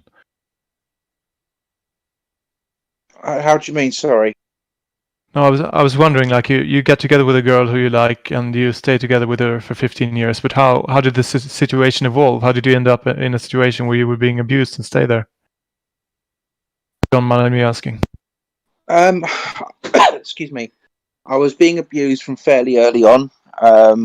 Within the first, I would say, 9 months at the absolute latest. And it carried on, and I'm not going to say I was whiter than white, because I'm not, and I wasn't a complete victim. I was responsible for some of what happened. But it got to the point where I was thinking, well, if that's the kind of relationship you want, that is the kind of relationship you can have. But in the last 6 months in particular, I was getting beaten up every single night of the week. Before I moved out just over 2 years, or just under 2 years ago now. Was it like a fist fight, or would you throw things, or? It was all sorts. As I said earlier on, I learnt to fight back. I mean, I would try to leave to get away from the situation, or I would find the front door blocked by her. You know, what do you do in that situation? Do you try and move her? You know, and then if you try and move her, then fists start flying and what have you, you're pretty much stuck. You would basically be forced into just taking it. I'd be forced into taking it, and I'd be forced into giving as good as I got. Unfortunately, there were 2 young children involved in this situation as well. I think it's no secret to say I'm one of the oldest people in the group, or one of the older people in the group, should I say.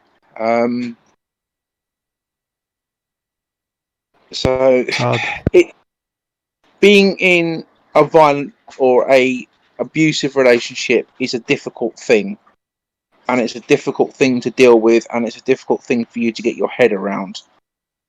And obviously, Sam said earlier on that he taught to never hit a woman and what have you. At the end of the day, the survival instinct kicks in, and it's fight or flight. And if you're in a situation where you can't get away, it's fight. That's all you can do. Yeah, maybe we should. There are techniques like maybe guys should be given training courses in these martial arts where you can disable people and sort of put them down without actually harming them. I watched professional wrestling, so I learned several sort of submission holds and stuff off of that. Give it the people's elbow. But, No, that's not. yeah, I do think Yeah, that, I think it's better to not push the responsibility on men, but rather try to tackle the narrative that Yeah, of course, it's men not the can't first be line of abused. defense. Like, if you're in the situation, you get out of it, you preempt it, you see what's happening, and you talk, and you draw the line verbally. If that doesn't help, then you have to respond. If you're attacked, you have to defend yourself, right? But if people think that the option is only fist fights, then you have a problem. So it's good to teach people ways of fighting that isn't about damaging, but only disabling.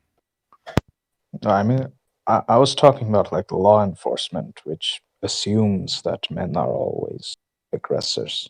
And that's one of the biggest problems why men can't call for help.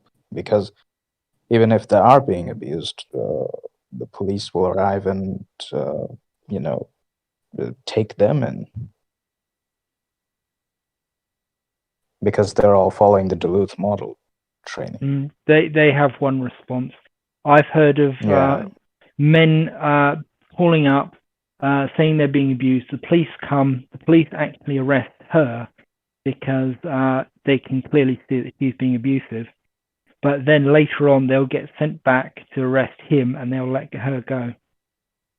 I've also, going back to the earlier topic of the celebrity abuser, one reason that the boyfriend might have not wanted to press charges is because abusers are often very manipulative. They will use a man's emotions against him, and I have actually heard on secret recording a man being almost convinced by a woman who tried to have him assassinated to come over to her and to help her to try and fight off the charges that he was pressing against her. The police were pressing against her. It was out of his hands at that point, I recall. But I heard some commentary on it, and the woman who was talking about it was saying how she will constantly try to minimize what she did, and she will try to be evasive. She will constantly request that he just come over, that he can explain everything if he comes over, because apparently, this is just their theory, but I think it has a lot of credibility.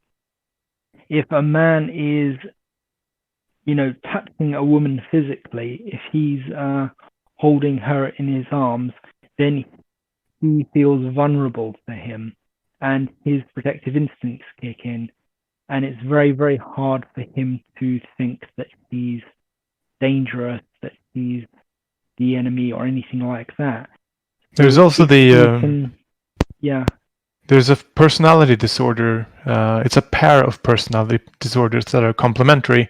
You have, on the one hand, the narcissistic people, and then on the other hand, you have the codependent people, and they are both equally addicted to that situation.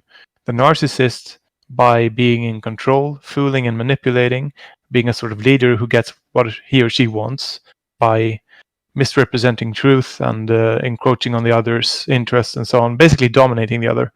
But the codependent one is equally drilled to being in that situation and gets a sort of kick out of being protected by that narcissist, and they oftentimes surrender their own personal agency in return for that sort of protection, and they get a sort of payoff by playing along in that pattern. So there's a definite pathology to that situation once you get it far enough into that progression of that pairing of narcissism and protection against the codependent receiver. Human, that story you were just telling, is that the one where the woman was caught in a sting trying to get her husband murdered? Yeah, I think there's been several things like that, and I've heard quite a lot about women hiring men to kill their husbands, and it actually being a police officer that they managed to hire, quote unquote. But I think you're probably thinking of possibly the same case because it was recorded and it was released. The entire audio of not just the attempt to hire the policeman to kill her husband. It was the 1000% sure one. Is that the one you're thinking of? I'm not 100% sure, but my partner's just That's said ironic. she's pretty much. My partner's convinced that the woman actually got off. What? Oh, really? I don't think so. I'm pretty certain she got convicted. He probably wasn't sentenced for very long, but I don't know how much he would have been sentenced for. But all I heard about was the dissection of this phone call between him and her, where she's pleading with him and she's like cajoling him, and you can hear him basically breaking, like his will is breaking as she just picks away at him, using his own empathy against him and saying, no, it can't be true, it's not true, they're lying, even though they had her on video, and she was saying, I'm 1000% sure I want, you to kill him. And no, that's not real. The reality that's real is the reality that I'm presenting to you now. If you just come and hold me, if you just come and see me, I can explain everything. I can set this right, and I can show you what's really real. And it is it's incredibly interesting. Yeah, they'd actually played him the recording of her hiring the guy to kill him, and he was still sort of wavering a little bit. It's a pretty good example of sort of how hard it is to help guys in abusive relationships. I mean, if it gets to that extreme, and there are still guys that are willing to or even considering going back, it's pretty crazy. Yeah. Protecting women is a major button for men. Protecting women, and especially protecting children, and especially protecting female children, is that is how you manipulate a man. You tell them the women are in danger, especially his women, and especially his children, and especially his little princess. That's how you do it. Yeah. If even if it's the woman who is the danger, his need to protect can overrule that, or at least it can try to. I mean, obviously, I think he fought it off, but even the fact that he wouldn't put the phone down on her, suggests that he was getting hold of him. He had her claws in him, and if he had gone over to her, it might have been all over, and he might have been able to convince him on an emotional level that she wasn't a threat, and that she didn't really mean it, or something like that, or it wasn't really real, or the police are lying, that sort of thing. And he would have turned around and he would have been fighting on her side, and it probably would not have made the newspapers because, well, female killers generally don't, and especially failed ones. I think female serial killers, or overt female killers in general, do tend to make the newspapers or have documentaries made about them because they're not as common. But when it comes to sort of women hiring a killer, it's a lot less common for it to come up. Well, it's very uncommon for female serial killers to come out in general, but a few examples do get into the media, and it's often the couples killers. And they will often play it as, oh, he must have been leading her along, and so on and so forth. That's what they did with the Moors murderers. And I think they did it with the, I can't remember the name of a very famous British serial killing couple. But largely, I think that the women tend to slip out of the net in that regard, because, I mean, I don't know if any of you know about the toy box killer, but I don't think that even fewer people realize that his wife was very much involved in that. He had a live feed from his torture room straight to their living room. So she was complicit even before you realised that she was sexually abusing the woman in there as well. And she was, she was very involved. But that slipped out of the media's eye, and you only really see hints of women doing this sort of thing. Like they're the one driving the escape vehicle, like they're the getaway driver. And you'll hear a little snippet about it. It'll be a little one-line thing in the newspaper about the woman, the wife was the getaway driver or something like that. Or I think the one I'm thinking of was a guy was going to kill her husband and then she was going to drive him away or something. But it's a lot of the time it's you don't hear about it because it's an assassination, and you never hear about like anything except failed assassinations where they get caught because he went and he hired a policeman because he was doing it in a very stupid way, like going down the pub and asking rough people and so on and so forth.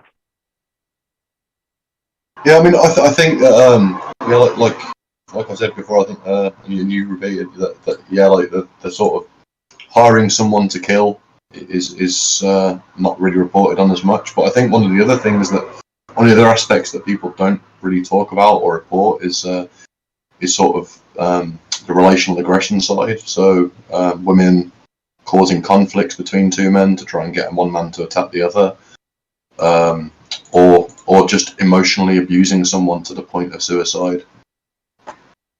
Yeah, we have talked about this on here before, but it is worth repeating. Proxy violence is the main way that women kill, as far as we've been able to work out. I would say it's actually driving somebody to suicide. Yeah. Like whether it's true, like I mean, a false allegation is proxy violence still. I thought proxy violence was like hiring a hitman or trying to cause somebody to be violent. But yeah, like I mean, I think actually driving people to suicides, like parental alienation, is one very common one, or false accusations, because they are pretty likely to result in a suicide, or just totally destroying somebody's career and reputation is another one. Yeah, well, I see it as a form of proxy violence, because any form of violence that you're outsourcing to another person, regardless of whether it is the victim or a third party, it is proxy violence, I think. But if it's it's very difficult to really come up with a name for forcing someone to commit suicide. We don't really have a word for that yet. I mean, does anyone else remember that woman who was prosecuted in America for, I think it was a boyfriend or a friend she had? She convinced him to commit suicide. And he actually did kill himself, and she was done for it. Yeah, the I Love You Now Die killer. They're making, they've made a documentary or a film about it. I don't know what it's like, but it's probably very sympathetic to her. It's very hard to tell. There was a Lorena Bobbitt film, I think, and that's supposedly very, very sympathetic to her. It's, there is some sort of film or something for the I Love You Now Die killer. But he basically, from what I recall, he manipulated him into killing himself. And I don't know if he was suicidal before he met her or not, but he ended up in a car in his garage, as far as I recall. Like with his in through the window. That's not good. There's also the case of Gypsy Rose Blanchard, if anyone's familiar with that. Name sounds familiar. Could you tell us about it? Basically, what she did... Her mother had Munchausen. Yeah, her mother had Munchausen by proxy syndrome. So Gypsy was basically on every single medication you could think of. She underwent all kinds of medical procedures and all the rest of it. Anyway, she ended up getting this boyfriend. I can't remember this way. Like late teens, wasn't it? Yeah. So I'm just asking my partner. Yeah. They were sort of late teens, and it ended up with the boyfriend killing the mother for Gypsy, and then obviously he gets banged up and what have you. She gets a prison sentence as well, but then this film's been made about her. She's been interviewed on TV, and she said that she's fallen out of love with this boyfriend. And she obviously got a far lighter sentence than he did.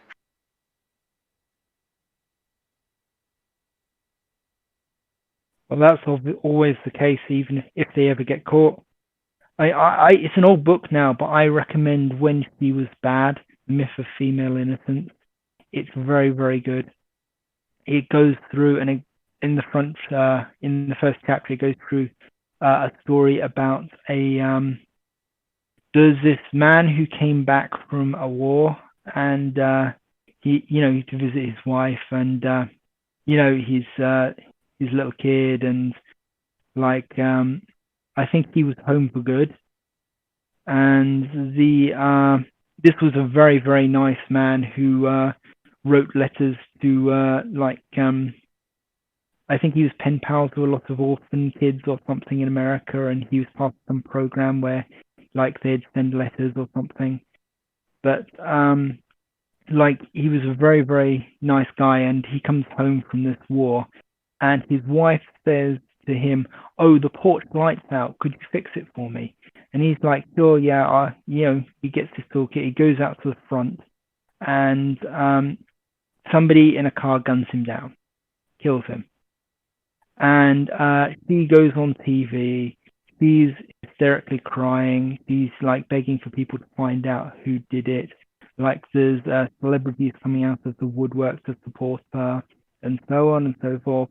We hear all about what a great guy the husband was, and so on. And then it comes out that she hired the guy to kill him, and it was a ruse. And yeah, I genuinely can't quite remember how that ended, but it probably didn't end with her seeing a lot of prison time, although I think she did go to prison. But the guy who she was seeing, who she got to kill, the guy, I have a hunch that women like that who do try to kill their husbands and so on by proxy, they will find a disposable guy who they can sleep with a couple of times and get wrapped around their finger, tell them their husband's abusive or so on and so forth, and they'll go, "Sure, yeah, I'll kill him. I'll get him out of the picture," and he'll feel good about it. He'll feel like a hero. And it's only if he gets caught that it comes out. And even if he gets caught, it's unlikely that he'll stop her, because he feels like he's a hero and he's got to take it for her, and he's got to be a man about it.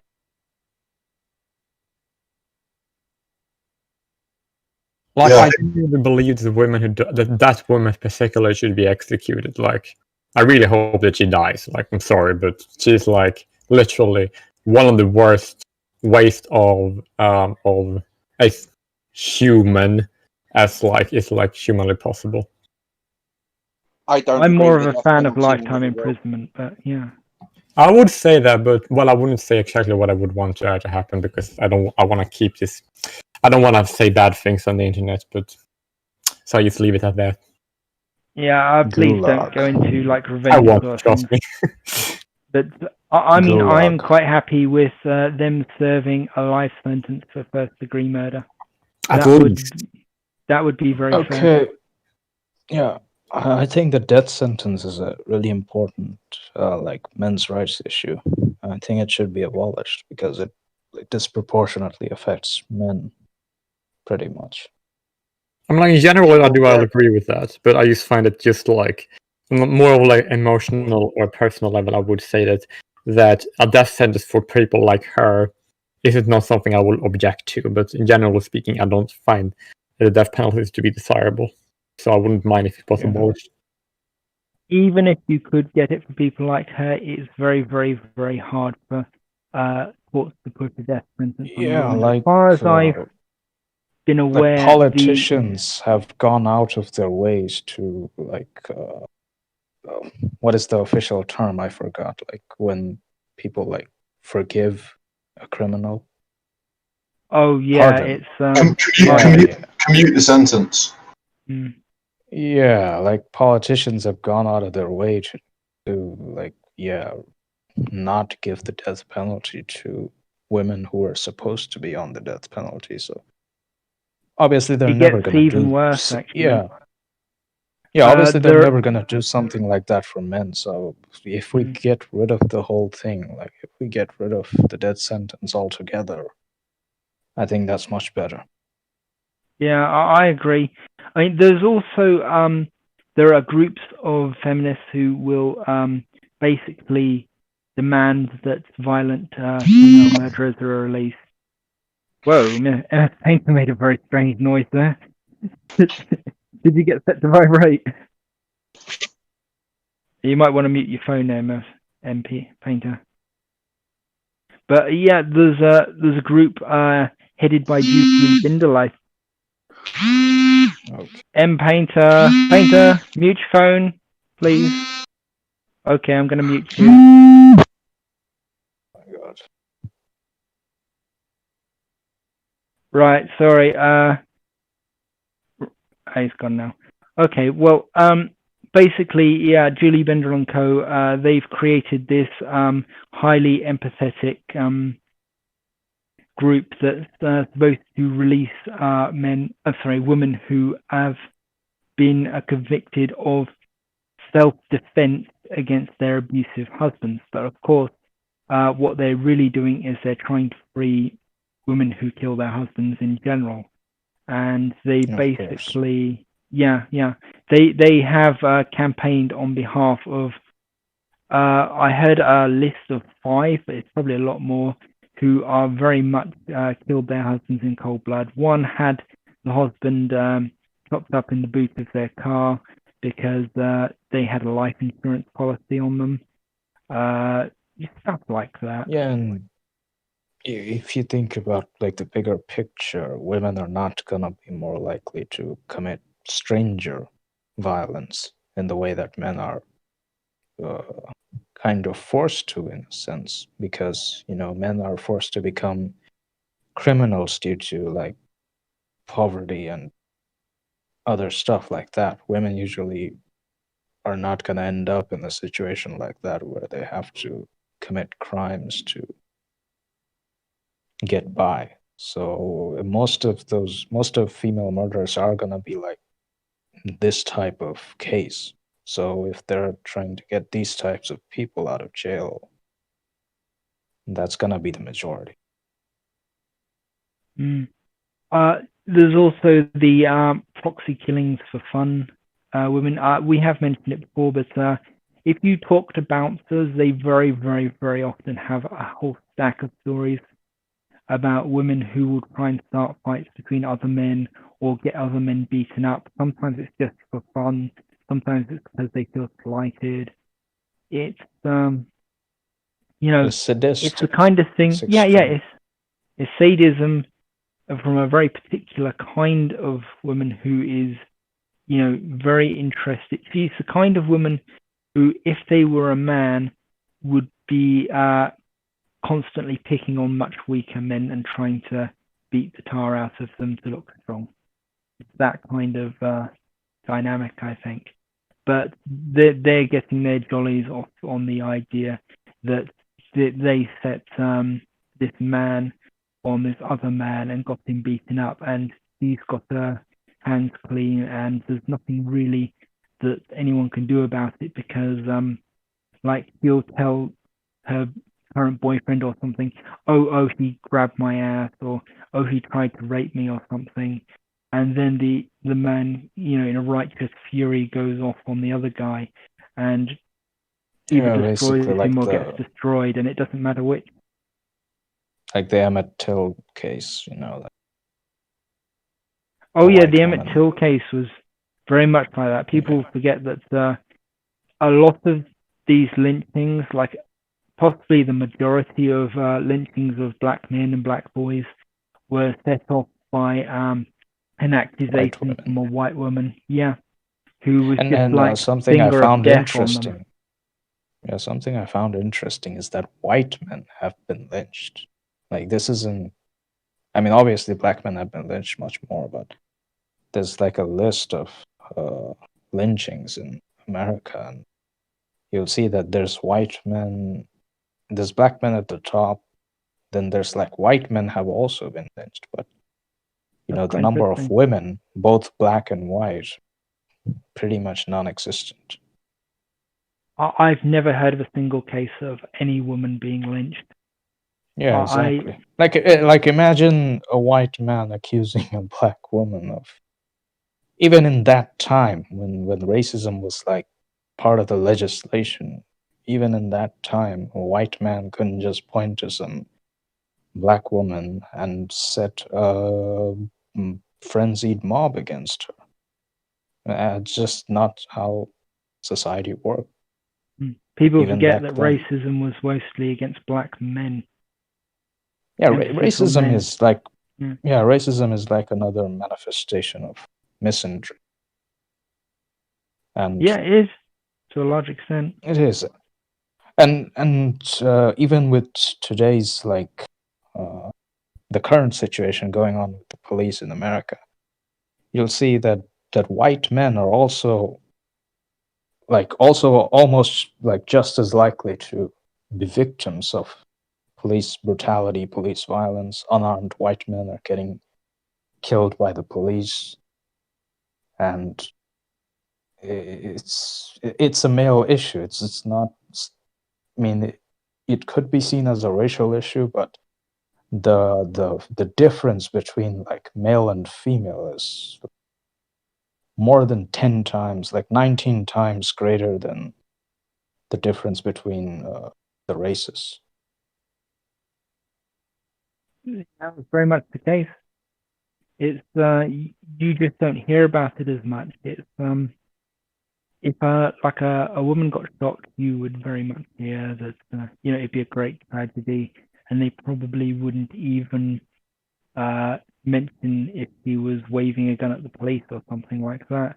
But if you shoot a man, regardless of his color, it's pretty much a weekday, and it's not really gonna go on the news unless it's a black man. But it's like, I mean, that's an unfortunate thing to say. It's like it's an uncomfortable thing to say because it feels like borderline racist. But these are like the issues I would say that the men's rights movement should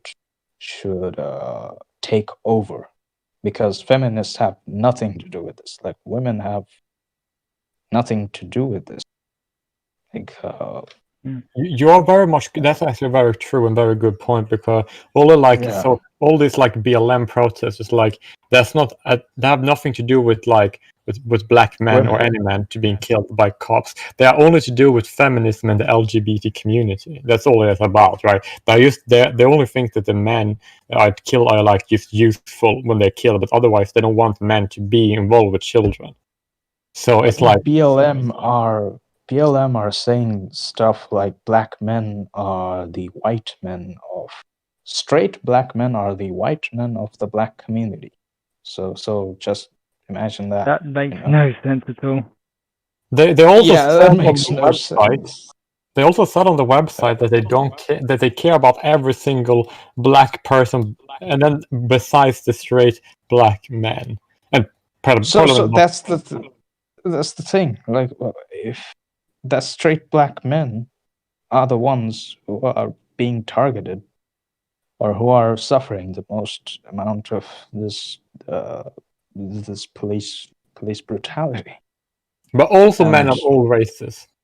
Yeah, men of all races, obviously. But among the straight black men, they suffer most of all. If we just talk about the black people, the black men that suffer, yes, it's true. Yeah. Okay. You can take or leave his politics, but if you watch the Change My Mind videos, you'll see examples of black men going on there and saying, yeah, I have male privilege and so on and so forth. I'm a privileged male. And Gotta be joking. It's so cringy because it's like It is like these are the issues that the men's rights movement should be like getting all over. Like this is the type of this issue is a male issue. You know, like women are not affected by this at even like comparable. You can't even compare. Like 19 times greater from what I remember.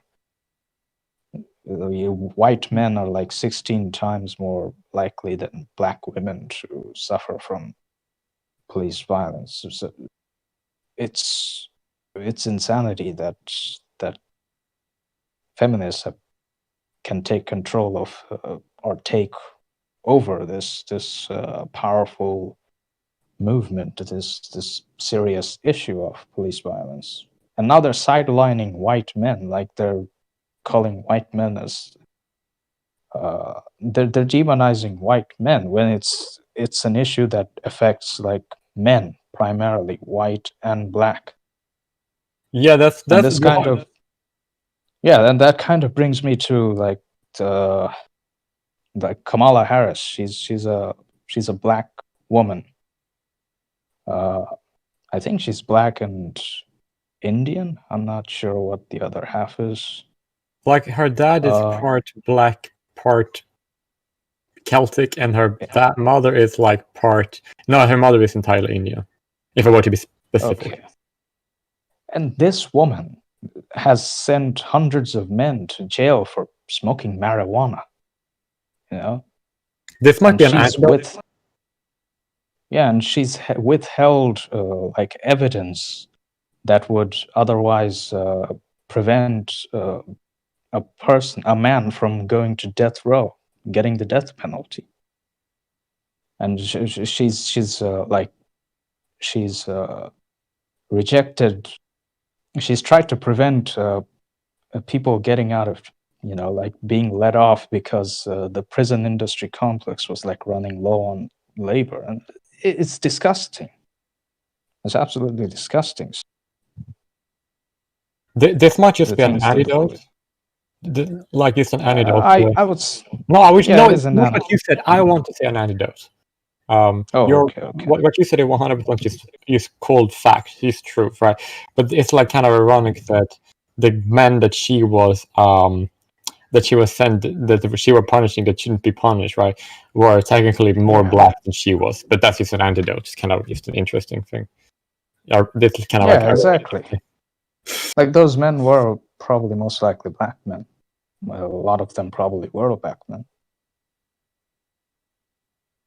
Yeah, well, yeah, that's true. You're right, and I also just would like to add that one YouTuber, Tree of Logic, she made a video, right, exactly how Black Lives Matter did this, right? They basically did something called like bait and switch, right? And they just said in the beginning of their website, right, that they started this movement because of Trayvon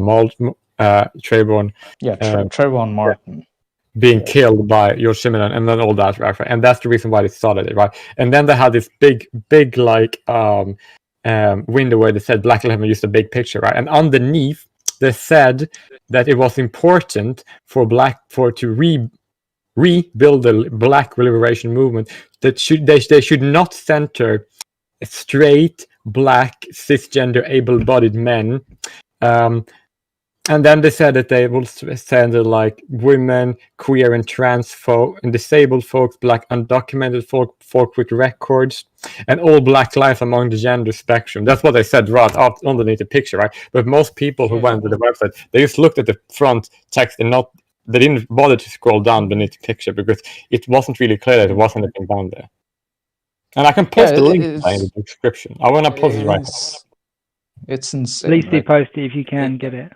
Yeah, intersectional feminism hijacking all these real issues is insanity. We have to, like, they don't have any solutions to these issues. Like, they have this idealistic worldview that people have harmful ideas, you know, and if we can change people's minds, then they'll just become good people. They don't look at the material conditions of the world. You know, the old black movement, that was the Black Panthers. You know, they actually realized, they recognized that the reason black people were in such bad conditions were because of the poverty and the you know, there was a lot of stuff still being, you know, being discriminatory in the like how it was back then. But these people, they don't really have any actual material solutions, like defund the police. How are you going to do that? They do have solutions, they're just not good solutions. It's always like some vague general thing like smash the patriarchy, defeat white supremacy, like you were saying, defund the police. It's always these sort of are nebulous. Yeah, these are nebulous, vague ideas. Like the original Black Panthers, they were like followers of Mao Zedong. You know, they had actual ideas. And it's not just nebulous or vague; it's dangerous. Like defunding the police isn't going to help black men. Actually, it's not going to help. It's actually more sinister than what you might believe. Is that the reason why they do this? Is because they've stated very clearly that the Black Lives Matter movement, they are against straight black men, right? So they only want this to happen. They want to defund the police and do all the things that they're doing, more rioting, because they want more straight black men to be killed so that they can remove men from the black community. That's their goal. Like, that's what they want that to happen. They want that. I have all the links. I have 2 links, and there's more links to those videos. I have the 2 links here. They explain everything. Just watch the videos and you answer completely what I'm talking about.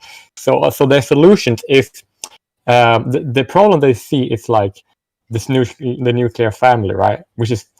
And that's the reason why the loss of the nuclear family, right? Or the look at not just the nuclear family, but the loss of men present in the childhood for boys and girls. Like that's actually one of the worst things that disproportionately affects Black Americans, right? And that may be one of the reasons. Yeah, that's one of right. And they are in favor. They were in favor of that, and the problem they see are black straight men. They are against that. So therefore, what they do makes perfect sense if you know that they are a feminist organization who are against the black men. It's basically you take feminism and then you apply it just to black only. That's basically how it is. Yeah, and as a gay male, I'm completely offended by their co-opting of like the LGBT movement as this weapon. I don't think they even like gay men. They just don't. Like men. They started talking about gay privilege. Of course. Well, okay. So another important thing is that it is completely counterproductive and creating like hostility among normal, regular people. Like if you see like these violent protesters with signs that say stuff like you know, like how should I put this, like, you know, like goodbye Whitey or something like that. It's what will you take away from that as like a white man? Well, you're going to take away that these people hate you. Yeah, that's how you get white supremacists. Yeah, exactly. And they hate you not for your actions, but for your immutable characteristics, something you can't do anything about. You know, so they're actually like they're actually feeling their own opponents. This is how this gives ammunition to the far right. The far right's gonna use this. They're gonna see this. They're gonna be very happy about this. They're gonna see this, and they're gonna use this to radicalize more and more disenfranchised white men. To answer something. Oh no! Finish you first, and I say sorry. I shouldn't interrupt. Yeah, and you know, back in the day, you know, like the Communist Party had like a slogan, like "Black and White unite and fight" or something like that. I do think we need something like that for men, basically. But I think must be a little bit less communist, though. I would just like to add maybe not so much. Like, I would just like to add to the question, ask if someone asked if I really think the BLM is trying to hurt white men, I would say, like, well, of course I do. Like, there's just a statement of facts. Like the website, that what they were saying. They don't, Black Lives Matter organization, they don't like other races. It's kind of clear if you look at their actions and their statements. Yeah, they don't. If you ever they want don't to care see about black social men. rot, I think that these riots are a very good example of it, because they don't actually have really anything to say. They don't have a issue. This is just the rat utopia unspiraling. It's breaking. Things it's are an example of it breaking things are apart. things are on the down. No, I'm not. Things are breaking apart. You know, the economy is getting worse. It's like 15 million or something like that people who don't have any job right now. They're unemployed. They're recently unemployed due to the virus. So there's a lot of frustration and anger and all these emotions. And when you finally see something like this, it's like a matchstick to a pile of, well, you get it. You get the idea. May I just answer the question? Is that, like, Black lives? What do you mean saying that black men aren't allowed to? I wasn't saying that. Who's saying that? No one is. I'm just saying that Black Lives Matter is a feminist organization, and they are against men, like most feminist organizations are, and it's pretty obvious. Yes. So if you support them, then you support feminist groups that are against the men's rights. And feminism. Yes, like, that's what's of wrong with course. feminism? Okay, feminist laws are the reason why the child custody cases are unfair against men. Feminist laws are the reason why men are discriminated when it comes to their children and domestic violence and other legal issues. Like, that's because feminism is the law that the feminists made into law a long time ago, and that's the reason why that is men are legally discriminated, and that's the reason why we have most of men's issues. If you take one man's issues, I can trace it back to feminism basically all the time. And black men are like disproportionately affected by this because, like before Obama, yeah, thanks Obama. In any case, before Obama, you had like the law that allowed, you know, like even if you went to jail for not being able to pay your child support, you would still be racking up the debt.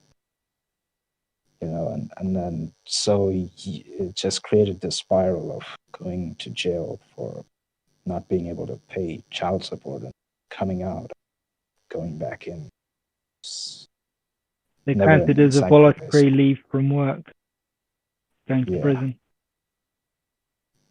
It's kind of psychopathic because they'll take your Yeah. car away, and then you can't get to work, and you're struggling. And nobody's wanna struggling to give make you money work and- to begin with because you've Yeah. been in jail.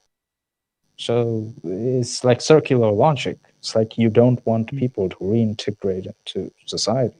Yeah, there's You just want them to. there's an even bigger problem with that because the initial step is. Oh yeah, that's like the initial yeah, step that's isn't part just, of the. Yeah, that's part of the like the prison industrial complex. Well, no. Prisons, But what I was going to say is the privatized. initial step they take is not to prosecute them, to take their driving license away. So I mean, if your ability to earn is tied to your driving license, then they're already cutting you off at the knees. Then if you fail to pay more, then they'll start prosecuting you, and then you're stuck in debtor's prison where you're constantly accruing debt in jail, and then you get out and you still can't pay and you go back to jail. So yeah, it's from the initial step, it just totally fucks you over.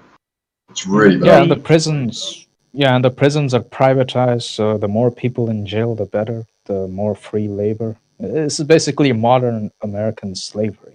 The jails, basically. I don't think necessarily the privatization is the problem, because even in the public jails, it is. But even in the public It's jails, part of it. It's part of it. Like the private individuals are obviously going to lobby for these types of laws so that they can maximize their profits. Yeah, but I mean the government can still outsource the labour from the prisons.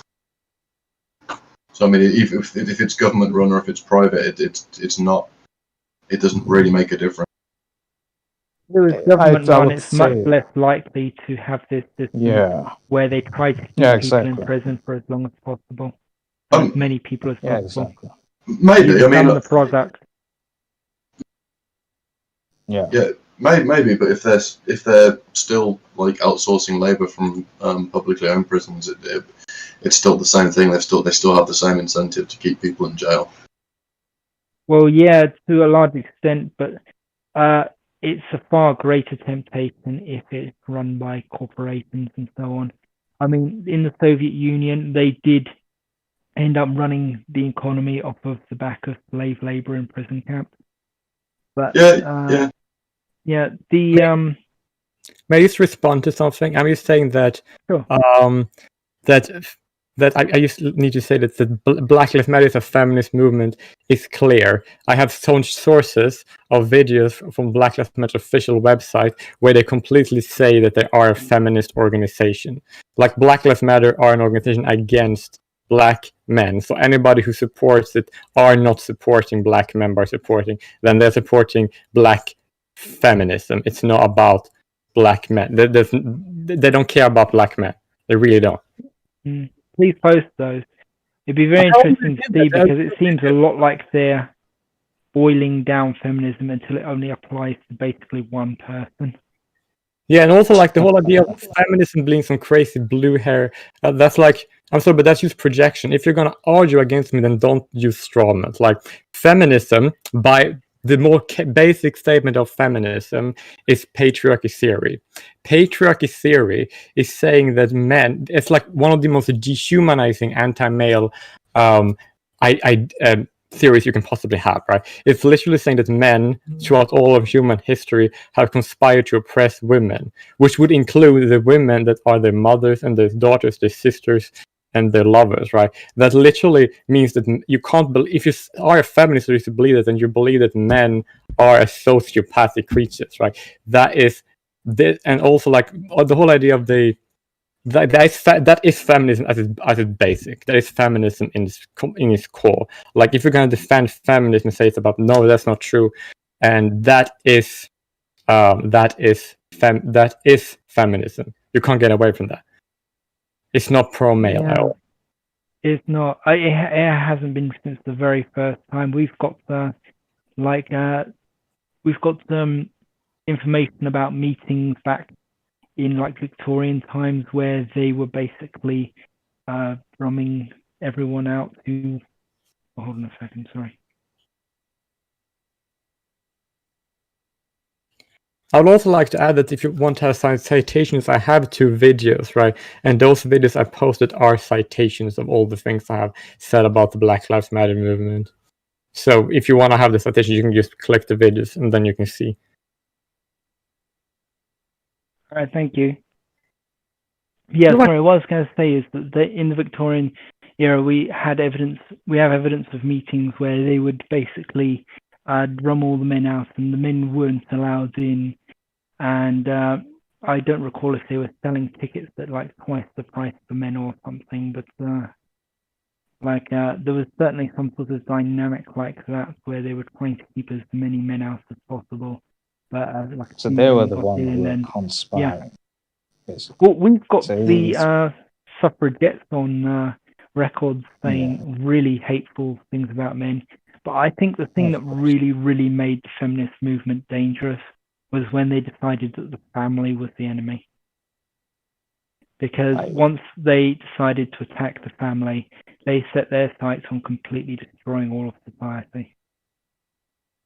I don't think the family is like something sacred. As a matter of fact, I would say the family, especially the nuclear family, is one of the main sources of power for women to spread influence. But if some men want to give women that power, but by marrying them and having nuclear families, like I don't really see an issue with women having power, or I don't see a problem if women or men have more or less power. I just don't want women or men to be treated to be legally second-class citizens and be treated poorly. That is like, so if in such a situation where women have more power, where everybody's treated fairly, I don't care. And the same thing goes with men with power. It doesn't really matter. Yeah, I kind of agree with that. The reason I say the family is because we have a lot of evidence, like stacks and stacks and stacks of evidence, that the best place for children is in a family where there are two parents. And it has to be a solid foundation. Preferably there should be grandparents as well. There should be a whole community. Yeah, I would say a group, like ideally an extended family, like ideally. Yeah, So I mean, I can't. Yeah, the nuclear family is only around 100 years old, maybe a little bit more than that. It came about after. Well, when I talk about Yeah, the I'll family, say I mean the extended family where there are Mike again. I mean the extended family where there are grandparents, where there are uncles and aunts, and they're all taking care of the children. I mean, the preferable thing is where you've also got family friends, and if you're in a village, like the local people and that sort of thing. But but that's that the kind of thing I mean, and that's the arrangement. kind of thing that feminism basically tried to destroy. And that type of arrangement has sort of become, unfeasible in modern times, I would say. Some of it has. I think grandparents and uncles have. I was going to say, I think you've got a bit of a misconception about the nuclear family. Like, it doesn't just mean a mum and a dad and the kid, and that's it. So it's a lot older than 100 years old. It doesn't exclude the extended family. It just means that the primary caregivers is the mother and father. That's all it means. It doesn't mean no extended family at all. I just need to say one thing. Why is this person in the chat saying that I shouldn't be a racist? Like, what the fuck? Can you stop? It's very uncool and really. Who's saying that?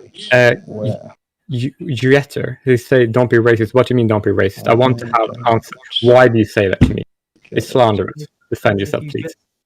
If you just say that BLM doesn't matter, then that can be easily spun into you being racist, because the name of okay. Yeah, we do need a movement for black men.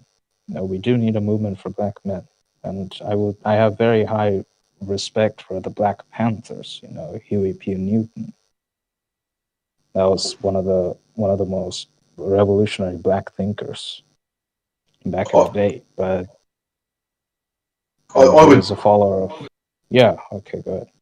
So I would disagree with that. I don't see any good reason to make any distinction. I mean, back when there were real serious civil rights issues for black people, yes. Of course. There was the need for a distinction, but I don't think there's a need to make a distinction between black men and white men now.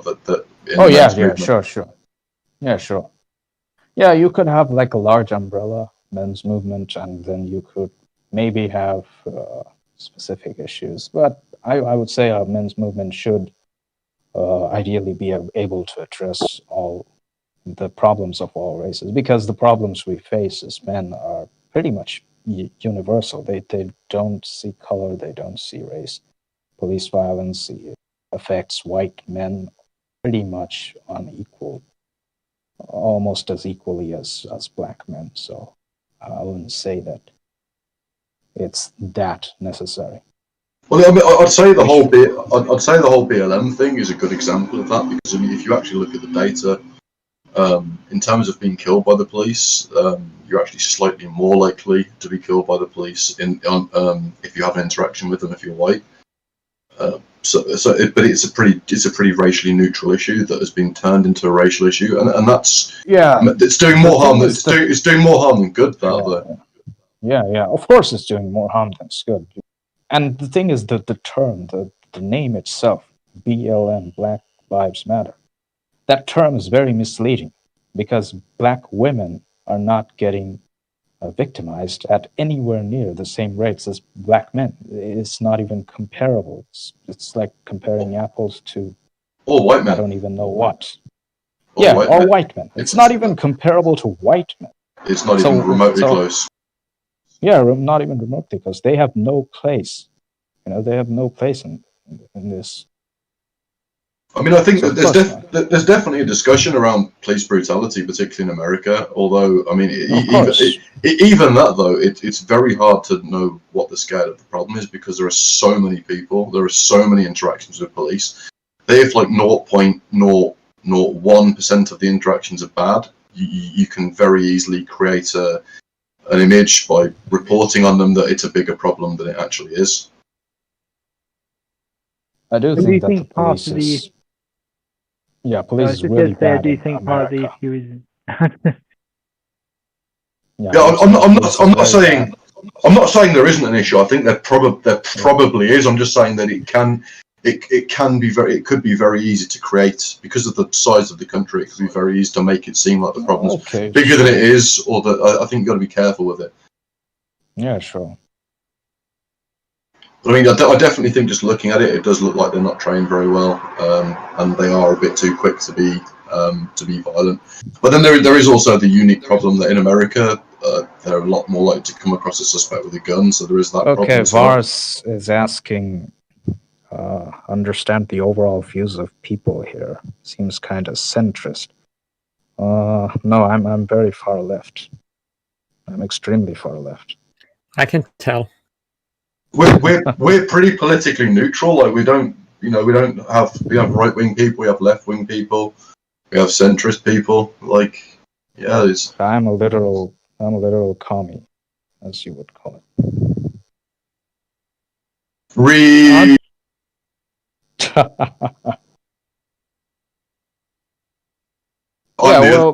the other end, I'm a libertarian. Oh man! Oh boy. Okay, so I don't think we have to agree on everything, as long as we agree on the stuff that affects men, I would say. And as long as we all agree that Shere Khan's wrong and communism is evil. I agree with that. Oh, come on. Okay, as long as you agree that libertarianism is wrong and Pinochet is evil, I guess we'll agree to disagree or something. I don't know. Who's Pinochet? It was a dictator of Chile. He was not good.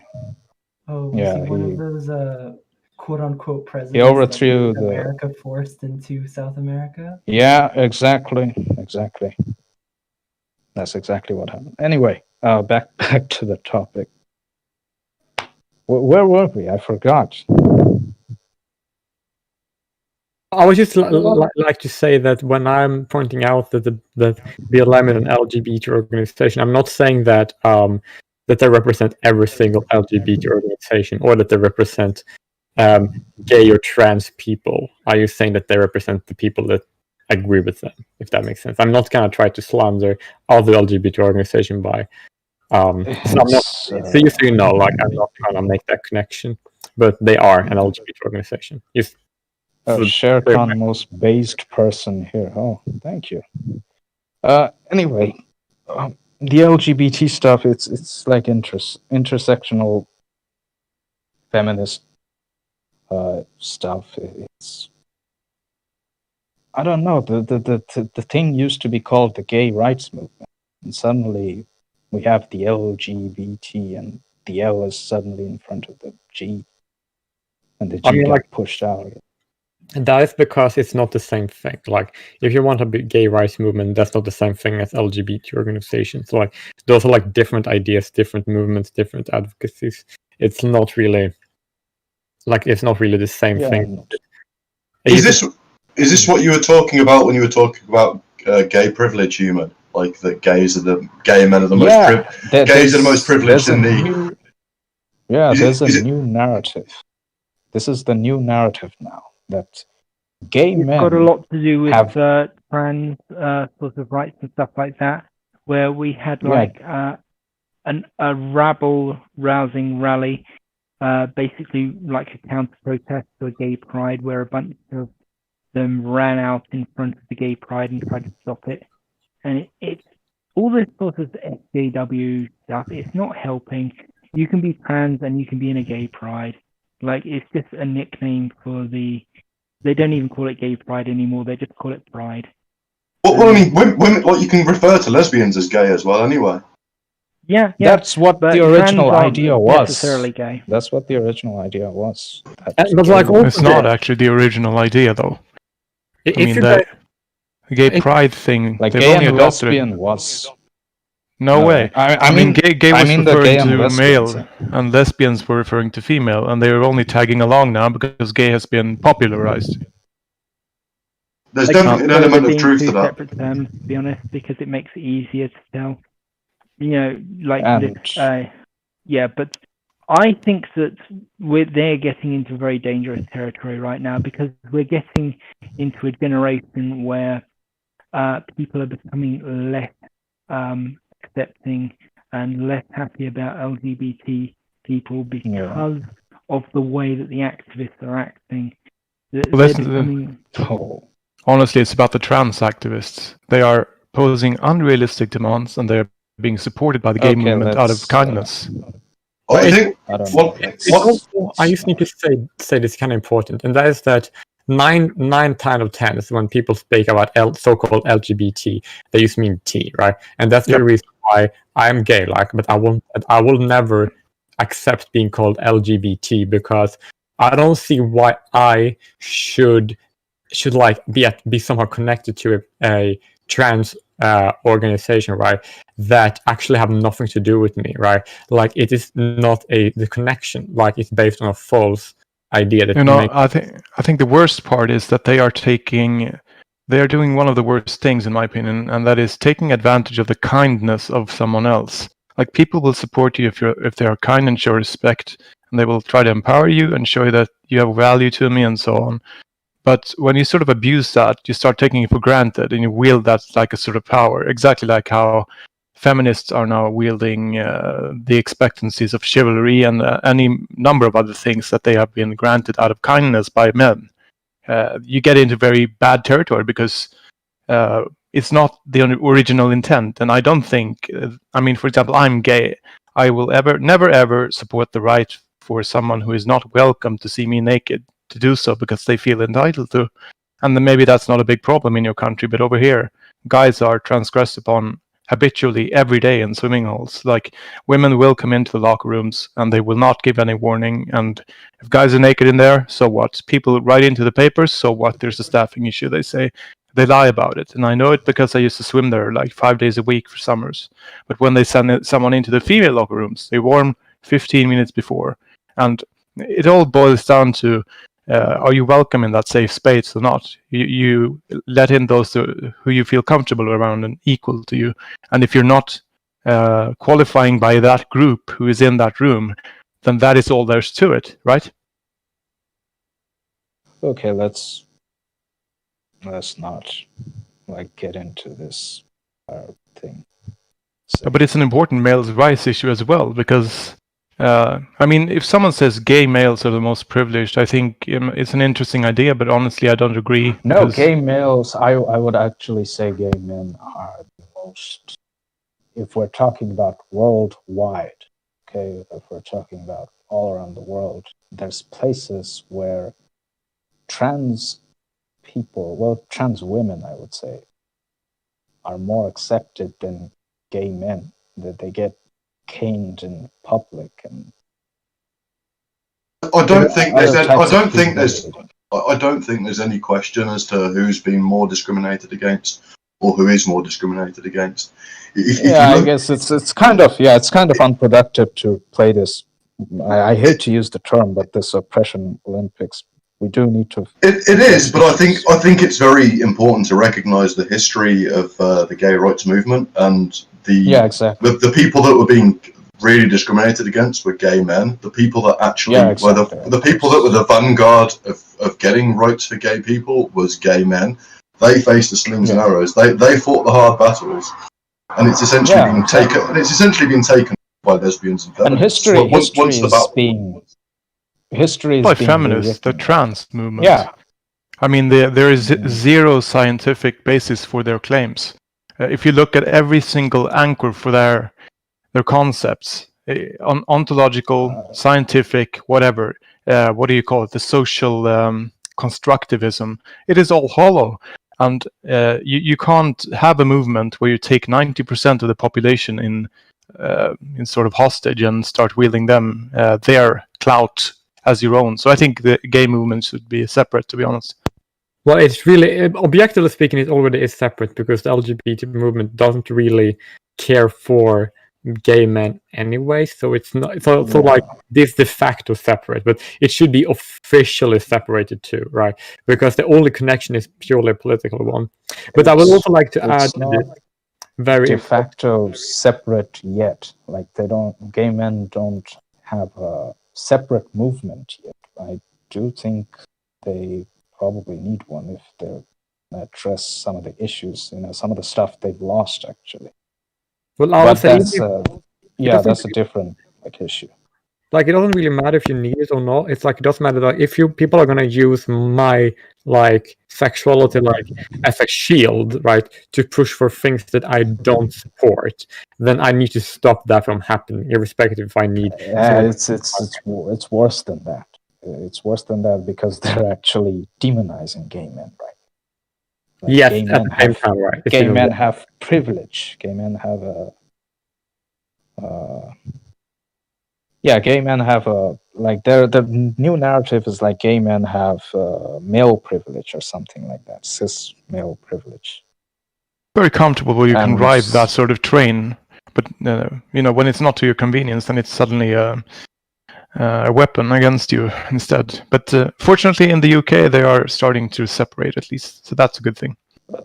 I don't think that's a good thing because it's probably not happening in the way that would benefit gay men at all. I mean, they're very heavy gay rights movements advocates are doing it publicly, and they're advocating to stop the support to the trans mafia hostages.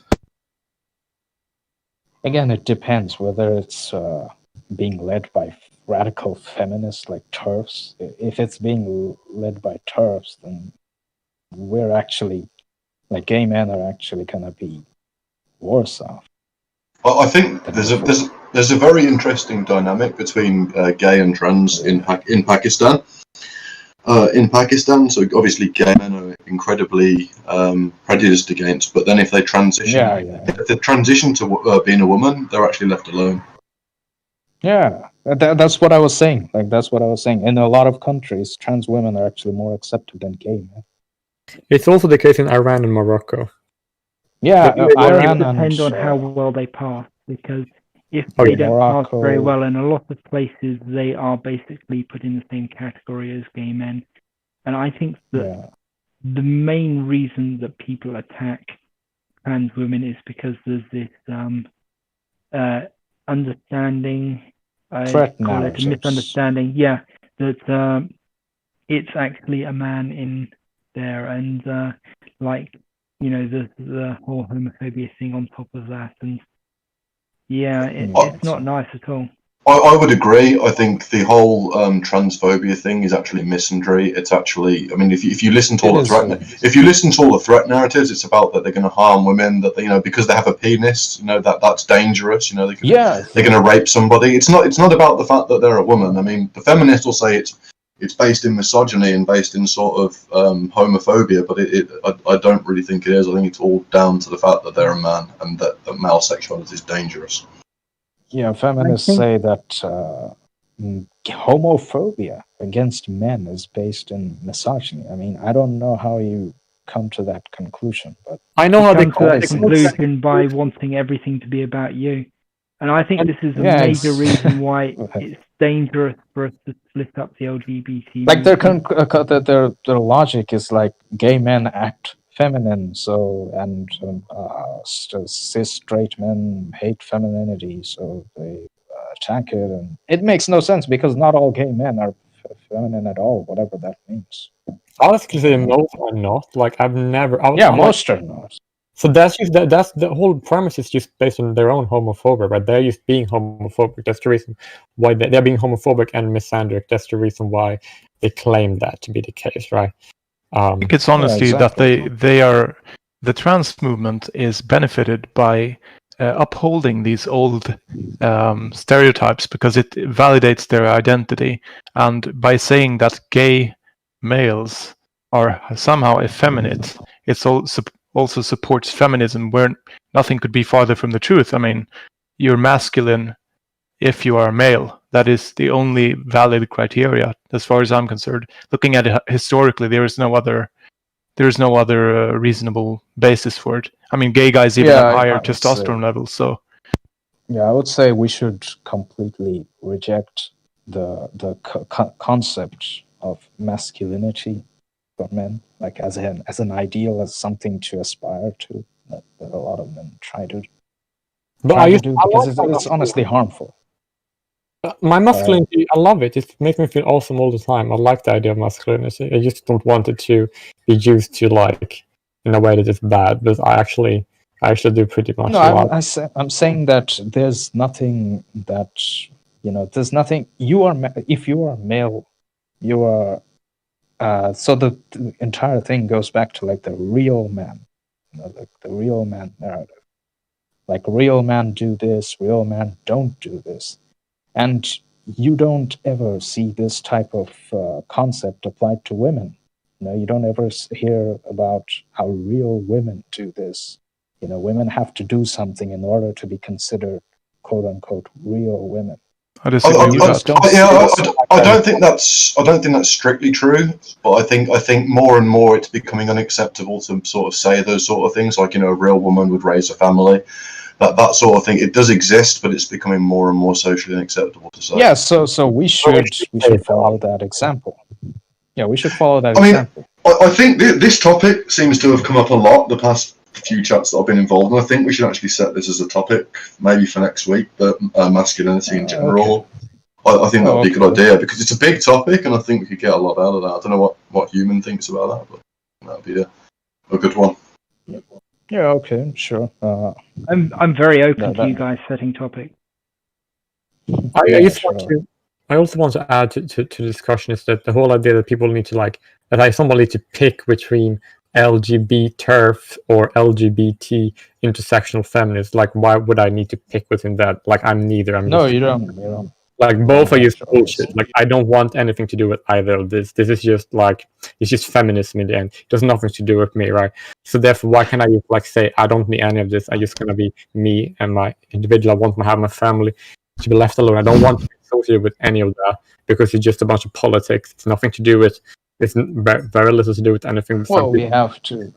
And I don't think we have to engage with our own politics if we're gonna get anything accomplished. We do have to eventually engage in politics. Yeah, but what I mean is that being gay is not, like me being gay is not a political statement. It's just what I am, right? And the LGBT or that is a political statement, right? So I don't consider myself and don't want to be considered to be part of any of that, because that is just politics.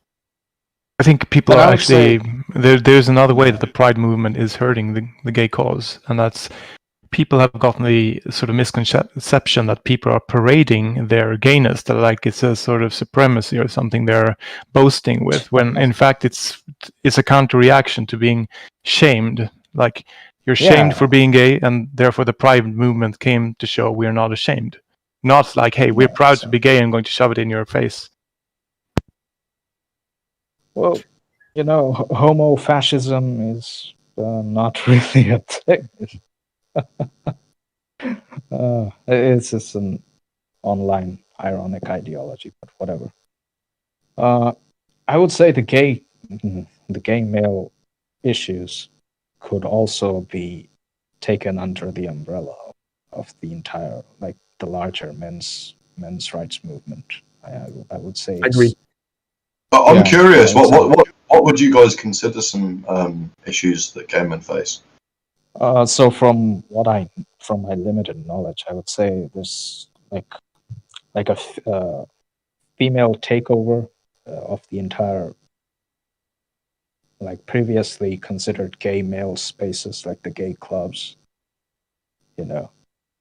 and the movement in general has pretty much abandoned gay men. Like the current LGBT movement, gay men are like not nearly as prominent as they used to be. I agree. In the entire discourse. So of course they would need something different. And I mean, something like, that is- what sort of tangible, real world issues? I mean, like I know. Well, real world issues. Internationally, there's plenty of issues, I would say. And I'm not movement trying to say I'm not trying to say there aren't any. I'm just wondering like what you think they are. I mean, in terms of the West, I mean, I can't think of any, but I'd be curious to know. Well, having a platform alone is very important. You know, that's dedicated to your voicing your or advocating for your own interest. You know, having that platform alone is very important. I don't know And what that things used are to be- going on in other countries, but in Sweden, the evolution is going in the opposite direction, I can say.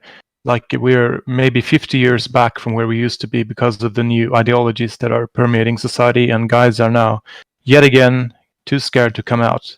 And that is like unacceptable. But the things that have made it happen, led to it happening, is the ideologies that welcome immigrations of all forms of cultures, never rejecting anything, but sort of parading with the idea that everything is okay, everything is acceptable, everything is good, so people get away with any number of oppressive behaviors against gay guys. That's a huge problem here, at least. Yeah, that makes a lot of sense. I mean, I think I definitely think that a lot of the activism is reversing the acceptability of homosexuality. People are getting sick of having LGBT stuff rammed down their throat, and it's having the opposite effect. I can definitely see that. I would just like to answer your question. That is that when being gay, right? It does in most countries, right? It does becomes very hard for you to if you want to start a family, right? Which I'm going to do, right? It is very hard to do that in most parts of the world. Like I'm lucky enough because I will be moving back to South Africa, where it's very easy compared to most other parts of the world. But in general speaking, being a gay male is really hard for you to actually start a family with your partner, right? And not because it's like and usually because of institutional barriers, right? And that is like an issue, and that's something that needs to be addressed, which is mainly my concern.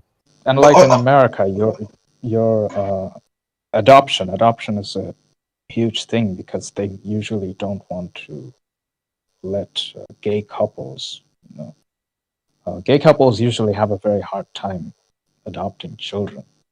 Well, I think that's interesting though. I mean, I think ultimately the important thing there is the children. So it's what is best for the children. Like, so that brings up the question of like, is there a difference? Yeah, are children better or worse off with a heterosexual couple and a homosexual couple? I think that's certainly interesting. We don't even know. There has been research on it. We do know. Yeah, there is research that shows that kids of gay couples are actually happier. Oh, that's great. But what we do know, and another thing we do know, is that single mothers are a disaster. Yeah, for sure. But we don't stop them from being, raising children. We don't stop them. I think that's different though. I mean, you're talking about two different things. You're talking about one situation where the woman can just go pregnant, and one situation where you have children waiting to be adopted, and an option of what kind of couples you're going to place the children with. I mean, I definitely think the important thing is, I mean, it's not that you want to stop gay people from being able to have children, but it's what is best for those children. If it turns out that what Yashi said is true, then they should go to gay people. But I do find that quite doubtful. I think there are a lot of studies that are weighted towards sort of coming out with progressive conclusions. So I wouldn't necessarily put. I'd have to read the studies to really. But I'd certainly be interested to read them if you want to link them to me, Isashi. Yeah, I'd be very careful of those being feminist studies. I could look them up, see if I find them. But I'm also curious. What do you think are the main concerns with children and gay couples, Michael? I don't. I'm sort of on the fence about that. I don't have any information one way or the other. I would suspect. I would suspect that children would be better off with heterosexual couples because that's it's heterosexual couples are naturally designed to raise children, but I could be wrong. I could be wrong on that. Well, I say in most societies you have a culture to raise people, right? In some societies you don't even have the construction of parenthood, but kids are sort of collectively brought up by their village or whatever. And I don't think there's any. I mean, what would the actual damage be? Like gender roles or expectations or indoctrination, hormones, whatever. I don't see any sort of threat that is linked to innate homosexuality rather than anything else. Yeah. I'm not saying there's a threat. I'm just saying what I would suspect that there would be better outcomes for the children if they're raised by a heterosexual couple to a homosexual couple, and that's just a suspicion. I've got no idea. I could be totally wrong on that. I'm not sure about that, but I do think that children should have a role model of their own gender who is very much part of their life, whether it be an uncle or a friend or an aunt or whatever. They could have that in their lives. And I think that's quite important. Because, Actually, a gay couple can be like the best parents in the world, but they're not really going to be able to talk a young girl through her period, are they? It's that kind of thing. They have to be able to, like, there has to be some sort of outsourcing there. Well, I completely agree with you on that one. Like, you have the absence of people other than parents in young people's lives is a huge problem because, for one thing, they are starving for affection, guidance, attention, and a lot of other things that you would normally find from other people in society that they're not finding in their parents. So if you had a better society, the question of people even finding information pertinent to their stage in life wouldn't even be an issue.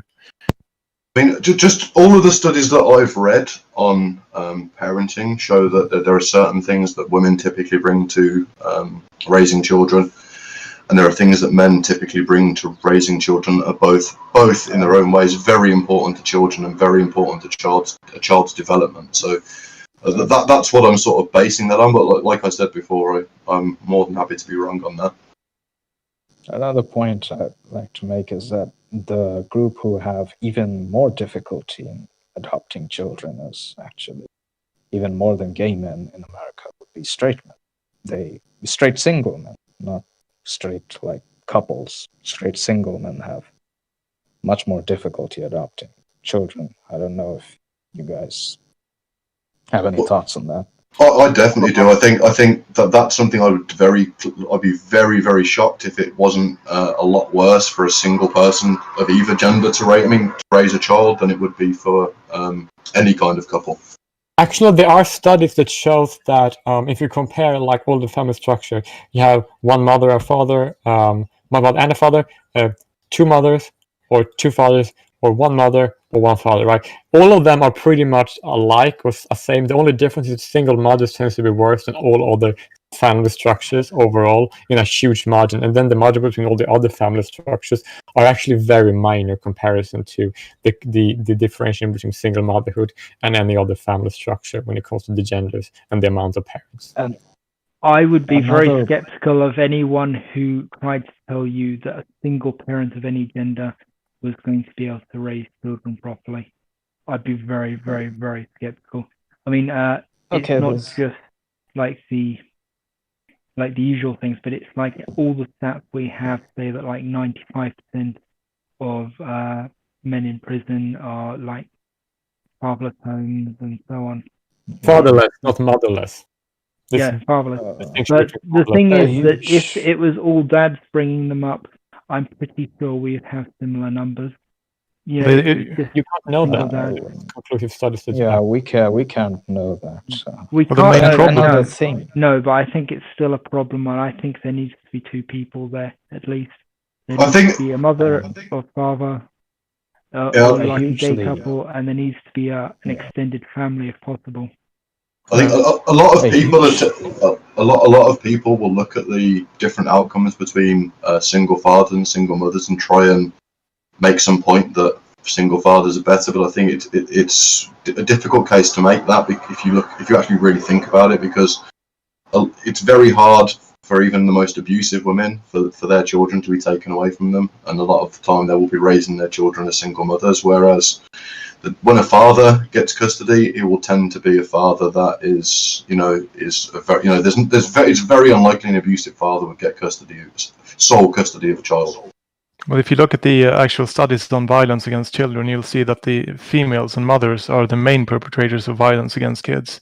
And if you were to look at the science and research on what a person in a family group sort of adds to the groups, as you put it, that is also very precarious, because it's, to begin with, it's a soft science, and soft sciences never have any stringency that can be validated from on its own merit. A hard science, you look at the actual components, whereas a soft science really only echoes the current culture. And even if you were to have like an ideal setting in a social science or soft science study, that amounts to having an entirely unhomogeneous group, which is to say culturally, demographically, and every other scale, and that is not going to happen. So I never really put much credence to the soft science research, which is to say psychology, sociology, and so on. I mean, I disagree with that. I think that there's a lot of it. There's a lot of validity to some of the softer sciences, but I mean, you don't necessarily need it. They just need to be well done. The problem is not necessarily that it's totally invalid, but that they need to be a lot better done with a lot better research practices, rather than just ideologues going in there trying to confirm their biases. That's more science.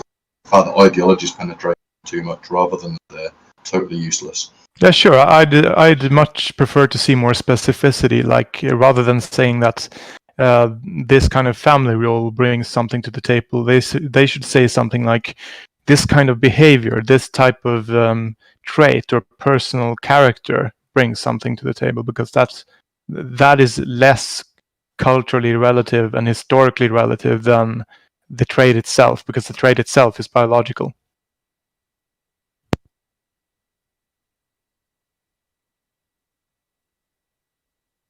We also have like seen studies where if we compare single mothers to couples of any gender combination or single fathers, we do see that the distinction between them is like if you compare to other demographics, like two fathers, two mothers, or one dad, or a heterosexual couple, right? The distinctions are not very big, so therefore it doesn't really matter, because it's a soft science. It's very hard to make distinction in that way. But I would say that when it comes to the overwhelming difference between single mothers compared to any other type of parenthood, we do see that that's actually really, really skewed, right? And it's a real big margin, right? It's not like the minor difference between the other ones, and that makes it far more relevant. It is more important. Like it's more of a difference, right? And that's just to say that to ignore that is not entirely right. But you don't have to believe it that it's the case every single case, but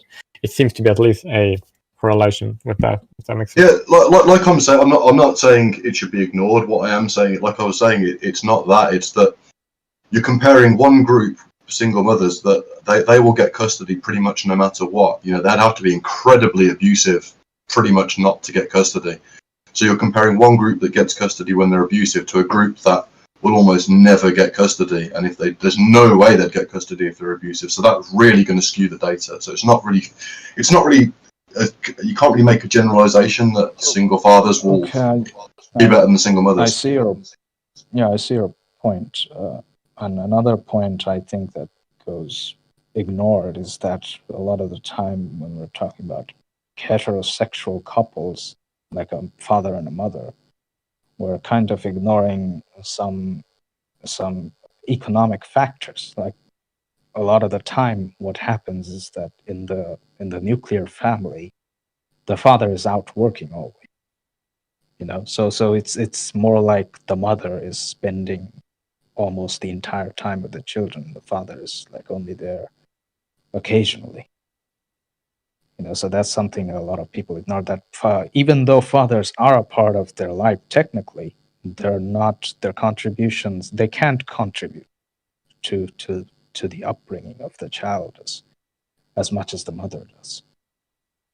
Yeah, and that's also going to skew the data on abuse, and also with the fact that single motherhood's a lot more common. I mean, I'd be very interested to know with these sorts of things. I mean, it's going to be impossible to do, but I'd be very interested to know what the differences would be if there were equal amounts of single fathers and single mothers, who would be abusing what children more, and who would do better as parents. But obviously, you're never going to have that sample, so kind of pointless to talk about it, really.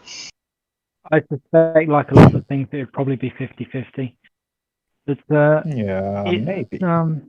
It's very hard to say. I mean, we just don't have the data to talk about it. I mean, we barely have the data to talk about gay couples. So it's like. But I was more talking about it from like an oppression point of view. Like, men are being forced to bear the extra burden of women and children, while women can stay at home and spend time with their children. Yeah, it just be nice. It just occurred to me with the gay couple thing that, I mean, there'd be a problem with that. You'd have to compare adoptive parents of adoptive heterosexual parents to adoptive adoptive gay parents. You couldn't compare adopted gay parents to the rest of the population, because any idiot can have kids, but when you're talking about adoption, you're talking about two sample sizes that are very stringently checked, so you'd have to do it that way. Then you're looking at the parents. Then you look at the parents, not the kids, right?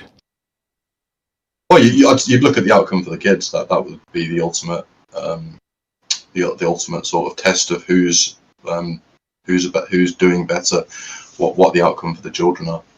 Exactly. So then the background of the parent doesn't matter, regardless of if they're gay. Well, no, of course it does. Of course it does, because what I'm saying is, if you're comparing adopted gay parents that are adopting children to just any kind of straight parents, well, any kind of straight parents can have kids. Whereas if you're talking about adoptive straight parents, they will be tested stringently, just like the gay parents will be tested stringently. So if there's anything in their back, you see what I'm saying? Yeah, I thought you meant that you would compare the backgrounds of the parents. No. I mean, just that they are background checked. So it would skew the data if you were just comparing adopted gay parents to, random straight parents. Yeah, I don't know why. I got the idea that they want. Never mind. So here's a thought I have. If you're ready with that subject. Go on, go for it. In my experience, the people who are in the vegan movement, they are most often, when it comes to males, either guys who are convinced by their girlfriends or their parents. There are extremely few gay guys, guys who became vegan themselves. But there's a clear exception there, and that is very, very attractive guys. They are way overrepresented among gay guys, or not gay guys. I keep saying gay guys for some reason. I don't know why, but guys that became vegan themselves, they are often attractive. And why is that? Because I think that they were shown compassion early on in life and had a sense of self-worth, like straight guys haven't had, or non-attractive. I'm sorry, I'm a bit tipsy, but yeah. I think gay men in general are usually better looking. I'm not trying to be like heterophobic or something, but it's just a thing I've noticed. Yeah, and if you were to look at, like, for example, I saw the stat the other day that there are literally 25,000 young people being stabbed in the UK, young guys, and no one is caring. If there were 25,000 young girls being stabbed, you would have an outrage. But instilling this sense of self-worth in people, where would you start with that? Like, where did you guys find your sort of anchor for self-worth? I would say, I'm not sure actually.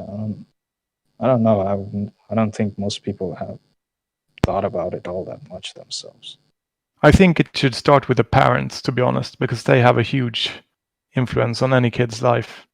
And if you can see, you can see that the research shows that mothers, for example, are the ones who almost exclusively further emotional toxic ideas to their sons. Yeah, if you see that mothers are like, they're more likely to tell their sons to be nice to stranger women, then they're likely to warn their sons of the dangers of stranger women. You know, so imagine that. Exactly. So if you want a society where males take care of each other and are taken care of, you need a society where guys feel self-worth, because if they do, then they have compassion for others. So I think that the MRAs might do a good thing in targeting parents with good information on how to treat their sons, basically. That's Yeah, actually a really this good was one idea. of my, and this was one of my like original. I wouldn't say original. Like this was some. This was like an idea that I think like male relationships should be seen as like, they should be shown as very positive. They should be shown as something very desirable. It should be glorified in a sense. Especially in the media and culture. I personally don't agree with that. Homosexual relationships. Well, male friendships, are you saying? Sorry, I was doing something else. Well, it could be physical as well. I'm not gonna be opposed to that. I think it would be better if it's shown as physical. I think we're at a very sensitive point with, in terms of male and gay relationship in the media, because I'm seeing more and more this kind of idea that it's being jammed down people's throats, and the entire gay community is a bunch of SJW types who are just out to, and I have a very I bad think feeling that being homosexual is still not really normalized. I mean, people are accepted, but it's not nearly as normalized. You know, it's very hard to normalize something which isn't very normal. Well, yeah, I was just going to say normalized, that. I mean, by normalized, I mean like people still use gay as an insult, like to each other. I'm talking about men in between themselves. They use the insult.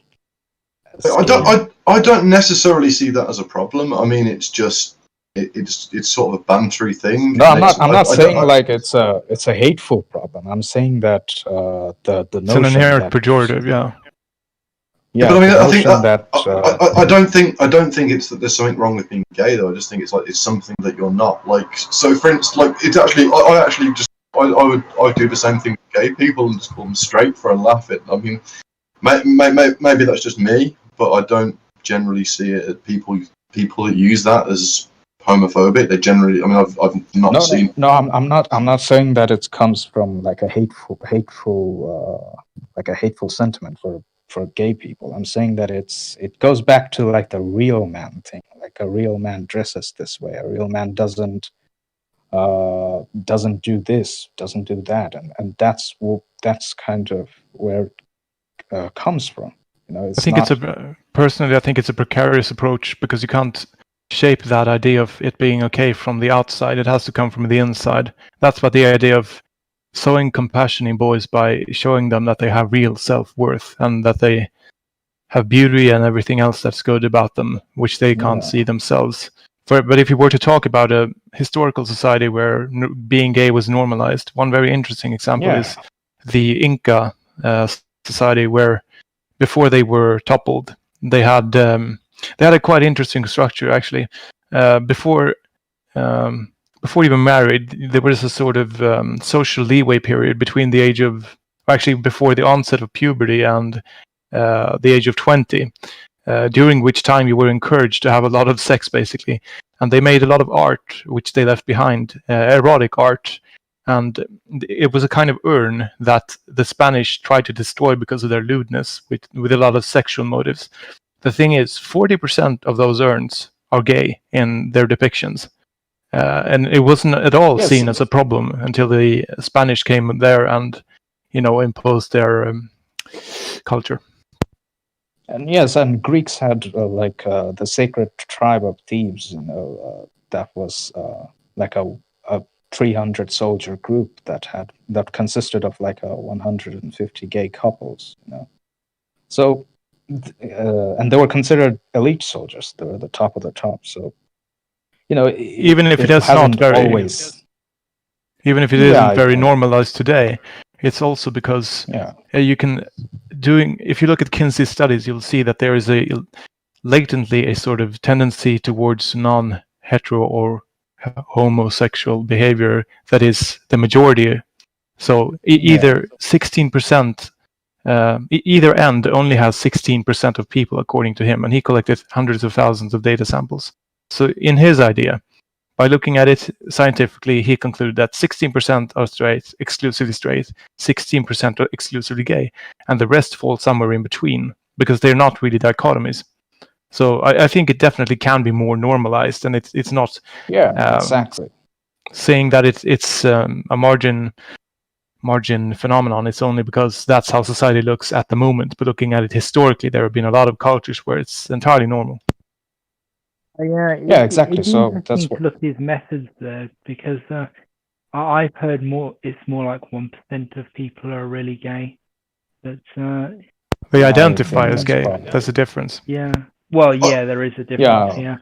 But the issue is, how do you measure gayness? Because if you're using the method if you're using the particular method that I think that he was probably using, that can actually be triggered by anger as well. So it's difficult to really nail down. Well, I would say there's a lot that can be done. You know, there's a Yeah. lot that can be done. It would be good to see more. Make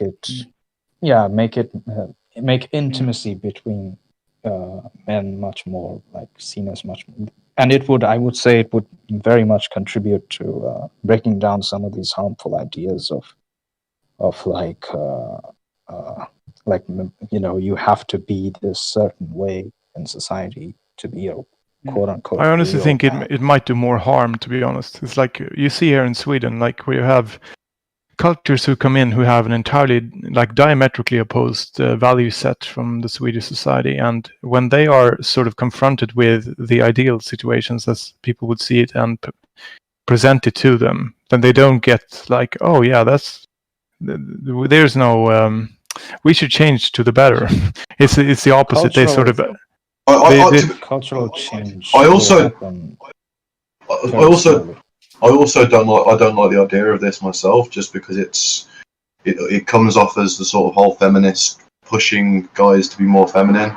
I think we should let guys be who they are. If there are feminine guys, let them be feminine. If there are masculine guys, let them be masculine, rather than saying, you know, you need to be more touchy-feely with your mates like women are. It really reeks of that whole treating men as defective women, which I really hate. Well, it's not Yeah, like touchy-feely. It's more like you know, to show compassion and to show to show compassion for your fellow man is a very, very good idea. But I think you have a dangerous misconception there to begin with. Like if you say that being promoting gay, I for one thing think it's a bad idea, because I don't think you should ever glorify one sort of trait over another that is based on absolutely nothing at all. Like you would be saying, let's glorify short people because they are being bullied. No, that is not the solution, to be honest. And for secondly, like Mada was saying, you think that it's a matter of being more effeminate and playing into the role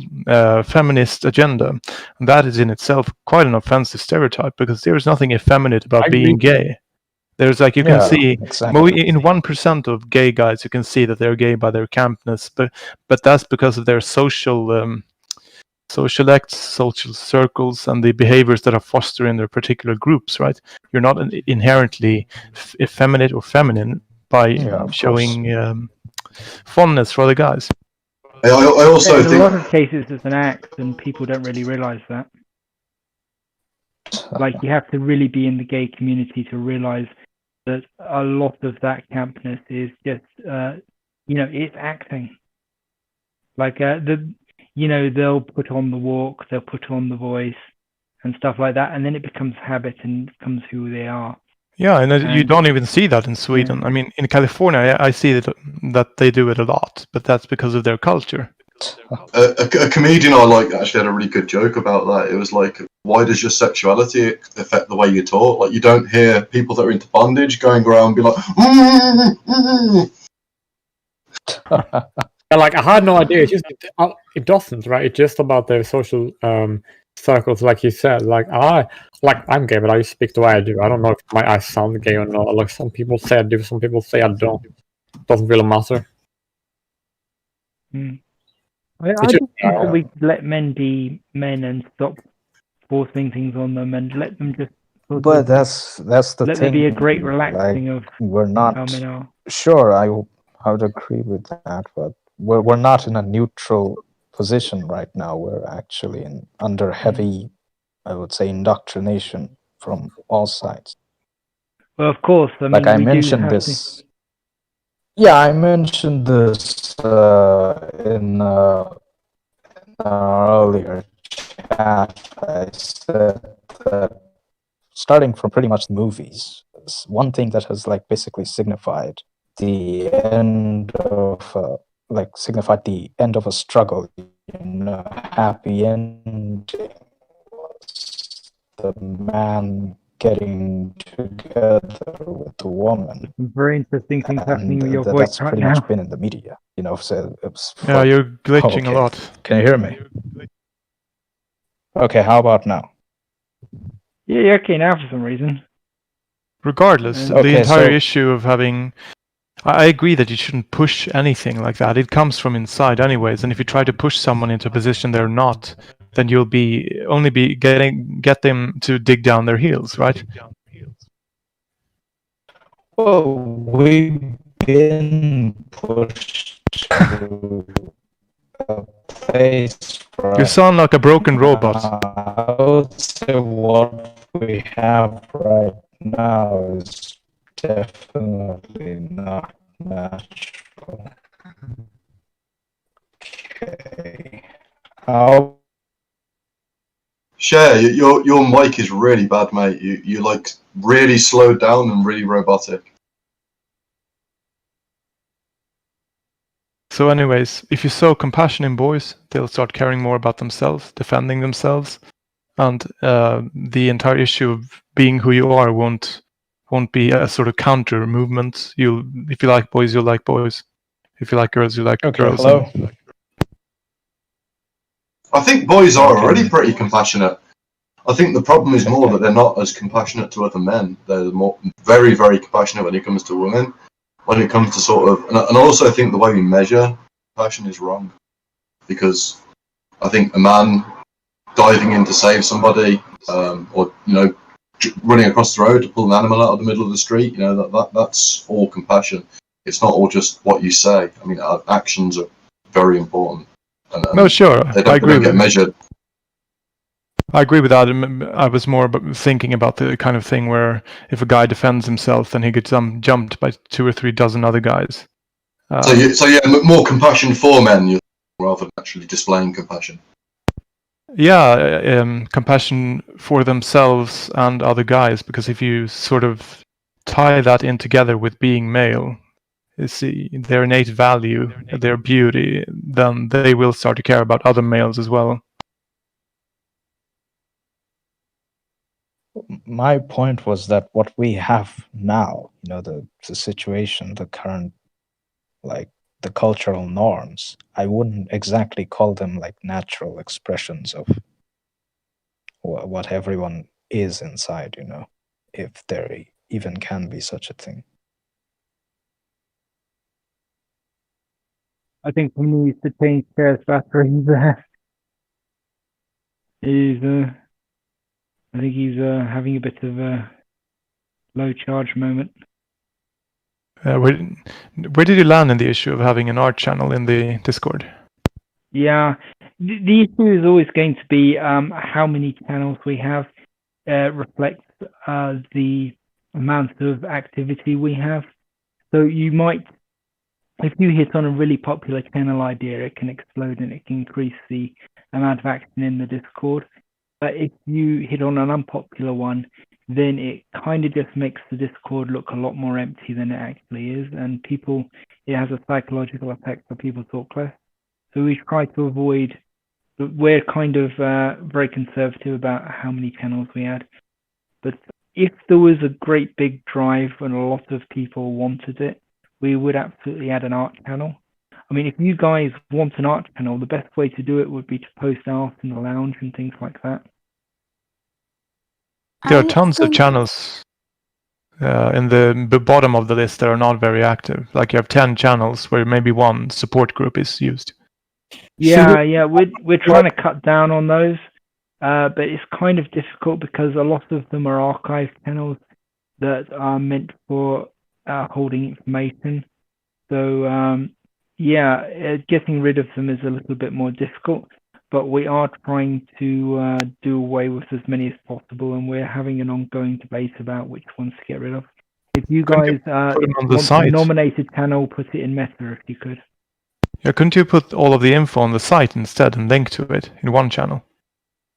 Well, we could do, and that's something we are thinking about as well. The citation list was actually an attempt to do that.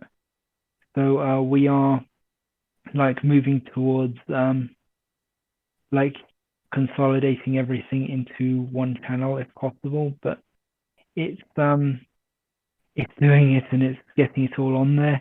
I mean, you guys can't actually see, but there's about 5 or 6 more channels down there that are full of links and things that are meant to be going onto the citation list, but there's a lack of manpower or woman power to put it on there.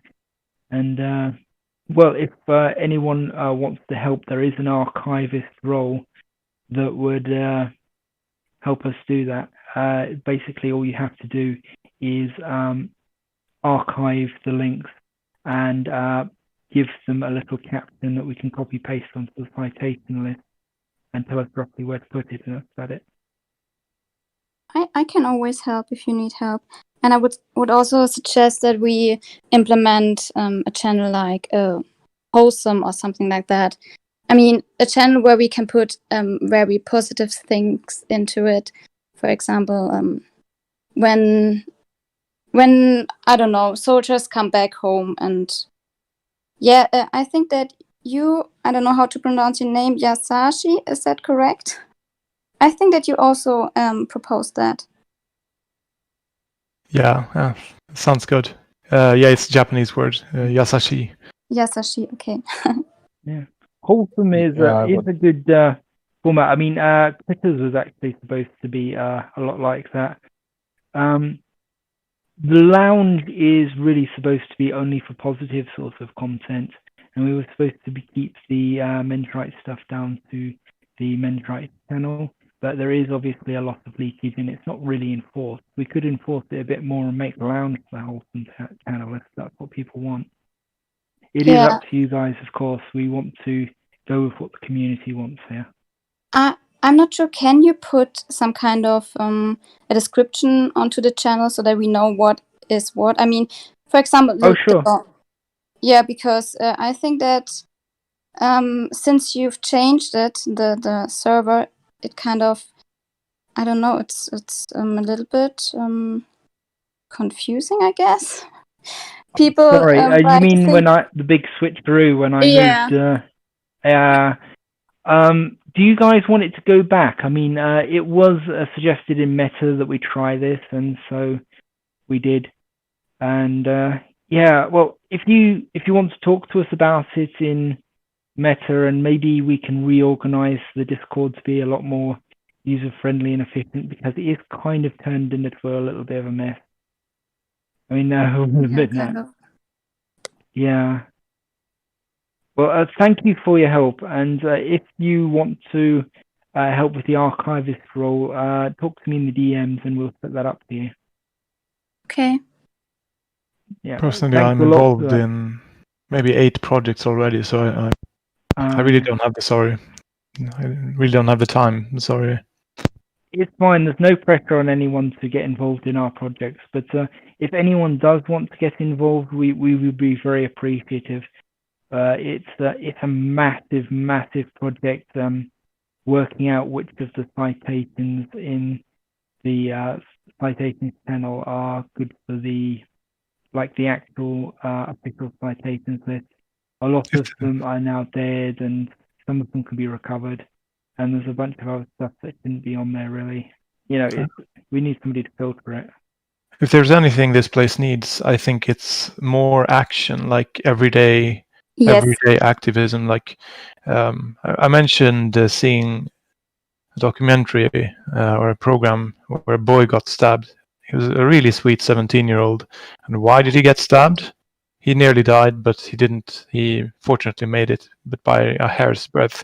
And what happened to him was that he was kicked out from his house after having argued with his mother for years. So he started living in a homeless shelter. And this was in the UK, in the richer parts of the UK. So I think targeting parents would be a very good idea.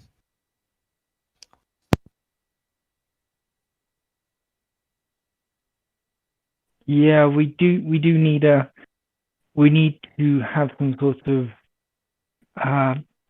drive to educate families about how to bring up boys. And I mean, I don't think that people realize that men and boys express anxiety through anger, and that it's kind of suppressed. I mean, people say that anger is the only acceptable male emotion, but I really don't think it is. I don't think it's an acceptable emotion at all in our society.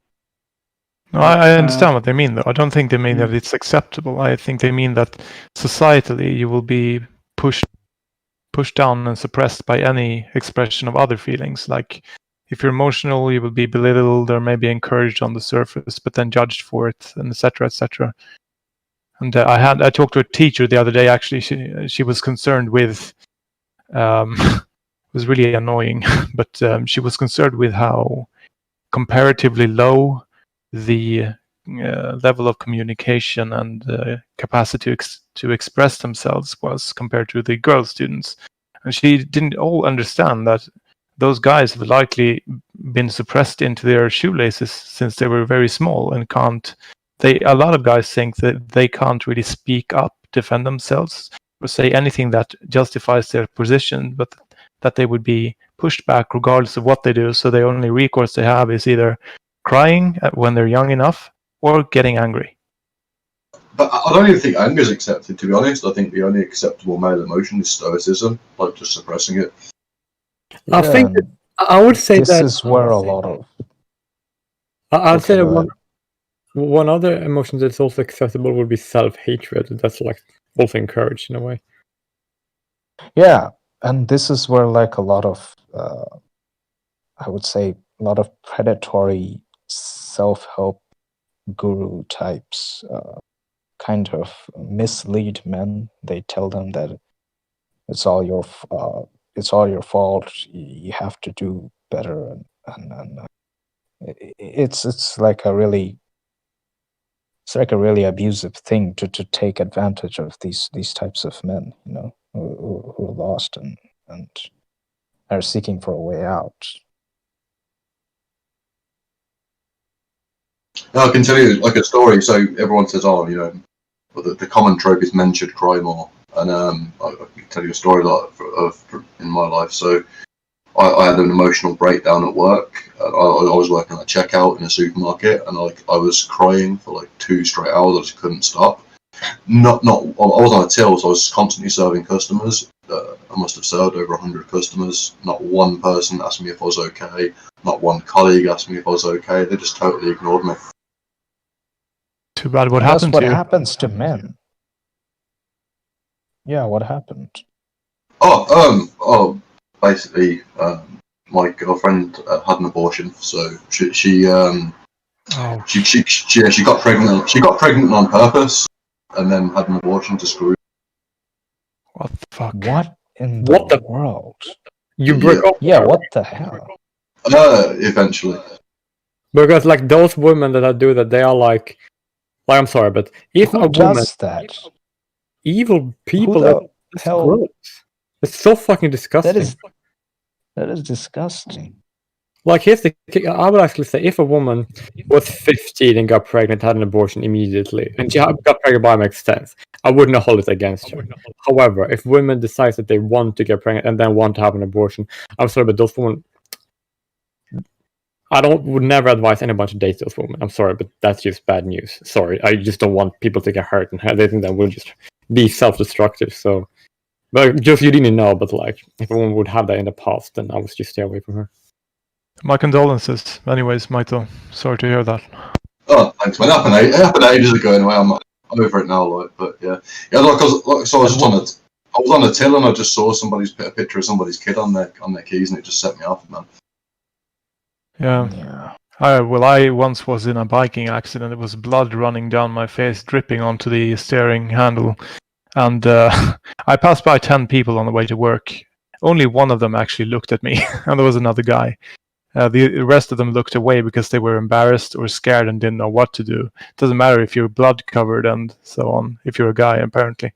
Yeah, I mean, I think that might be more the sort of bystander syndrome than lack of compassion. Like, a lot of people see something like that and they assume somebody else is going to go in and help and wait for that rather than so it might be lack of compassion, but that's another possibility.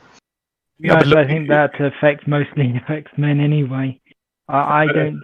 Yeah. This is the classic syndrome of the woman by the side of the road with the busted tire, and like there's a fleet of men waiting to change her tire for her. Yeah, but anyway, like looking at you, you can certainly look at someone even if you don't want to help them. They were like embarrassed, looking away, trying not to see, etc. Except for a few guys, and one guy spoke to me.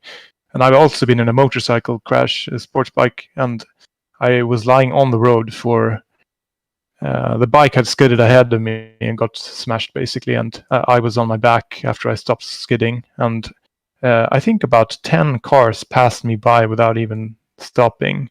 And it took around 2 or 3 minutes before someone did. And I had to get up on my own. I couldn't lift the bike because it was so incredibly heavy. And then when a guy standing in the intersection next to me saw that, he rushed out from his car to help me pick it up so I can get out of there. But guys are left to their own devices for sure. Yeah, I definitely think that's a general rule. I was just saying in that particular example. But yeah, it's definitely a general rule that if a woman's in trouble, she'll get help. Yeah, I think we need a kind of a code of brotherhood or something. Like, exactly. You've got to help other men out and just drum it into kids. Like, of all genders, you've got to help men when you see them hurt as well. A new positive, like, male identity, I would like to think. I think it's a thing you can't really force. It has to come from the inside. So showing compassion, that's the only thing I can think of, to be honest. And I was thinking, like, where do you find that? And personally, the only thing I could think of is, like, you have natural leaders in your life, maybe a sports coach, maybe a teacher or something, and they can instill a sort of sense of self-worth. But other than that, feeling loved, only parents really, and your romantic partners, of course, can instill that in you. But it has to start coming from somewhere, because guys are feeling worthless across the board. I think the power of stories is one of the most effective ways we can reach people. I think we need more people here who are script writers, who are story writers, who can make YouTube videos and that tell stories. Well, put the stories of real men out there. Well, what a Hey, coincidence! Blue. What a coincidence that I just signed on now, because I'm a script writer and I have a YouTube channel. Sorry, guys, that I missed all the first part of the talk. I was at work, but yeah, I'm here now. So yeah, sorry about that. Would you like to take over, because it's getting very late for me? Yeah. So tell me, what did you guys talk about in the chat today? What was the main theme? It was all over the place. Yeah. I think for me it was about compassion and instilling a sense of value in males that is innate. Because as I was telling the other guys, when in the vegan world, the people that I've encountered that haven't converted by means of force to their girlfriends or parents. They've been attractive guys, and in my opinion, I think it's because they were shown a lot of compassion and feel compassion for others as a result. And I think that if we want to change society, we have to change other guys as well, because the idea of guys being a certain way is enforced by a lot of other guys, but unless they are compassionate towards you as a male, because they themselves feel value in themselves as a male, see beauty in themselves, see a sense of self-worth, basically. Well, positive is that I do that with me and with my friends. Yes, So I think we should all try to spread these ideals in our own personal lives. yeah, It's interesting what you said about writers, though. Human.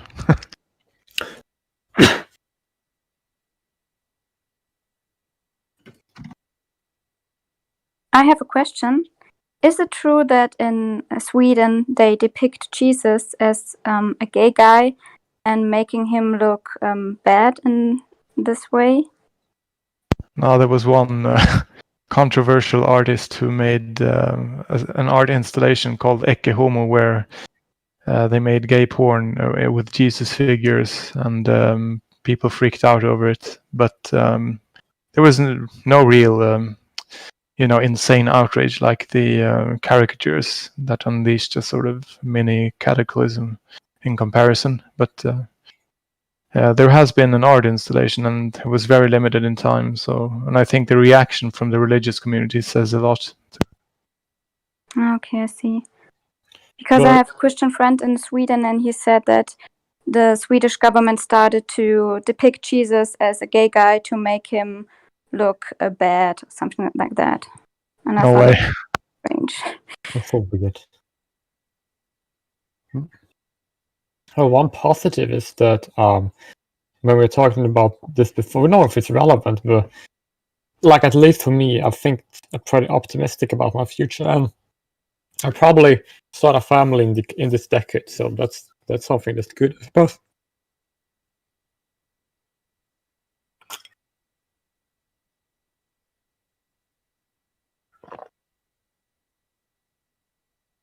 It's very late. Yeah, it is. Yeah. If Blue wants to carry this on, I'm willing to leave the program on streaming for another maybe half No, an I hour, think- hour. But Well, I do I have mean, to I think shut we down will- the stream at some I point. will stay present for a little bit. I'm sorry I missed the first part of almost the whole conversation. But yeah, we can carry on if you want to. One I good think thing we- if you could maybe talk about some current events or something, that might be a good way to finish it off or something. Well, I was talking to Surfy Girl about a few things that she was talking about before. Did that come up at all? No. And what you mean? Hold on. Maybe it wasn't her. Hold on.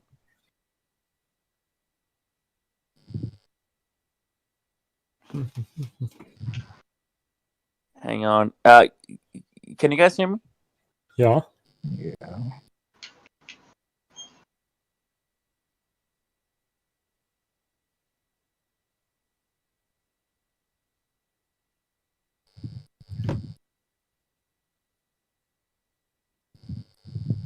Okay, no, okay, sorry.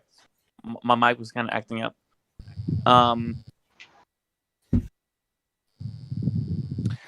So, did you guys see the debate with Pence and Kamala Harris? I did. But Okay. are we really sure we should be political? Because that's like, isn't like the purpose of this not to be political? No, I won't. But forget the politics for a second. But they both did a lot of interruptions on each other, right? Like, cutting each other off and talking over each other. But I'm seeing a lot of the media saying, well, look at how sexist it was for Pence to interrupt Kamala Harris.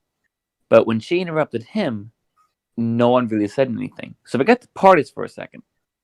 But the way it's being, like, one of them is being presented as, like, mansplaining and manterruption. and the other one is being presented as, oh, she's being strong and she's being assertive. Yep, you make perfect sense. That's exactly how they did it. Honestly, I stopped watching pretty fast. I think I watched maybe half an hour and then I stopped. But I watched it and I very much agree with Blue's conclusion about that because it's pretty much the case. So what would you say? Well, I'd say it was exactly how you said. He was like they were like both like I don't know exactly who was interrupting more, if he did or she did. I don't really know. But the portrayal that he was just interrupting her and she was just being a strong woman. That's the portrayal that they did. That wasn't to do. And it's just a hypocrisy on their part to portray it that way. Yeah. Yeah. And some news said that it was like it wasn't about that she was a female, it was about that she was a woman of color. Actually, when you were talking about Kamala Harris at the start of the meeting, I also saw that when I was searching up her name.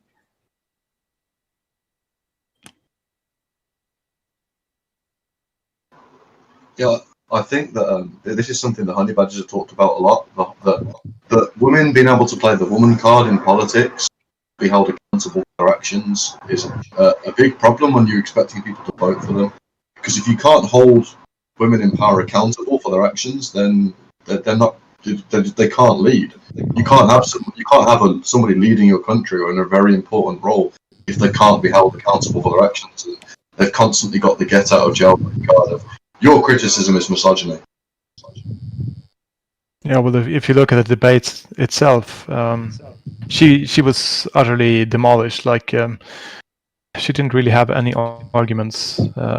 But the message you're supposed to send afterwards in any political landscape is to shape the media interpretation. So that's why people are saying stuff like that. But I would also argue that they are not saying anything else because she basically didn't make any real points in comparison to Pence, even if I don't like his politics. Yeah, funny enough, I actually didn't see anything about it, but all I saw in terms of the news coverage was, oh my God, Mike Pence had a fly on his head. That was literally all I saw. Yeah, I think they are criticizing him or silencing him because he's going to take over the last debate instead of Trump because of his illness. I also noticed that, like, that when Kamala asked questions, right, she would dance around the question a bit more than Pence did. Actually, I didn't remember if Pence ever did that, but I do remember she doing it quite clearly. They both kind of like didn't answer the question, but I guess they're like politicians, so. Yeah, I was going to say, but politician not answering a question with a straight answer? No, I don't believe. There was to continue with that point of them interrupting each other. They're people in a debate. They would be naturally that they would try to speak over each other, especially when they're on opposite sides of the view. I don't think it's specifically about gender, and that they're just on opposite sides, so naturally they would dislike each other. Well, of course they would. They did that. They were pretty even in there. I don't know. Probably. I don't remember which one interrupted most. But I also remember that in the media were reacting more negative to him doing it rather than to her doing it. I think it's personally a matter of having changed the political narrative with Trump, because when he took over the debate stage during his first election, he sort of changed the way debates are held. So his style of dominating the landscape and being a bully, because that's what he thinks his voters want to see in a president, actually changed the way that all of them debate. Like you had the same phenomenon in Sweden. I'm going to have to stop you guys there because I think that if you're going to be straying into politics, I'm going to have to shut off the stream because that's not what this server's about. If you guys want to continue a political chat in absence of that, then please go ahead. The voice chat is open 24/7. So good night, everyone who's listening to the stream, and I hope you'll tune in next time.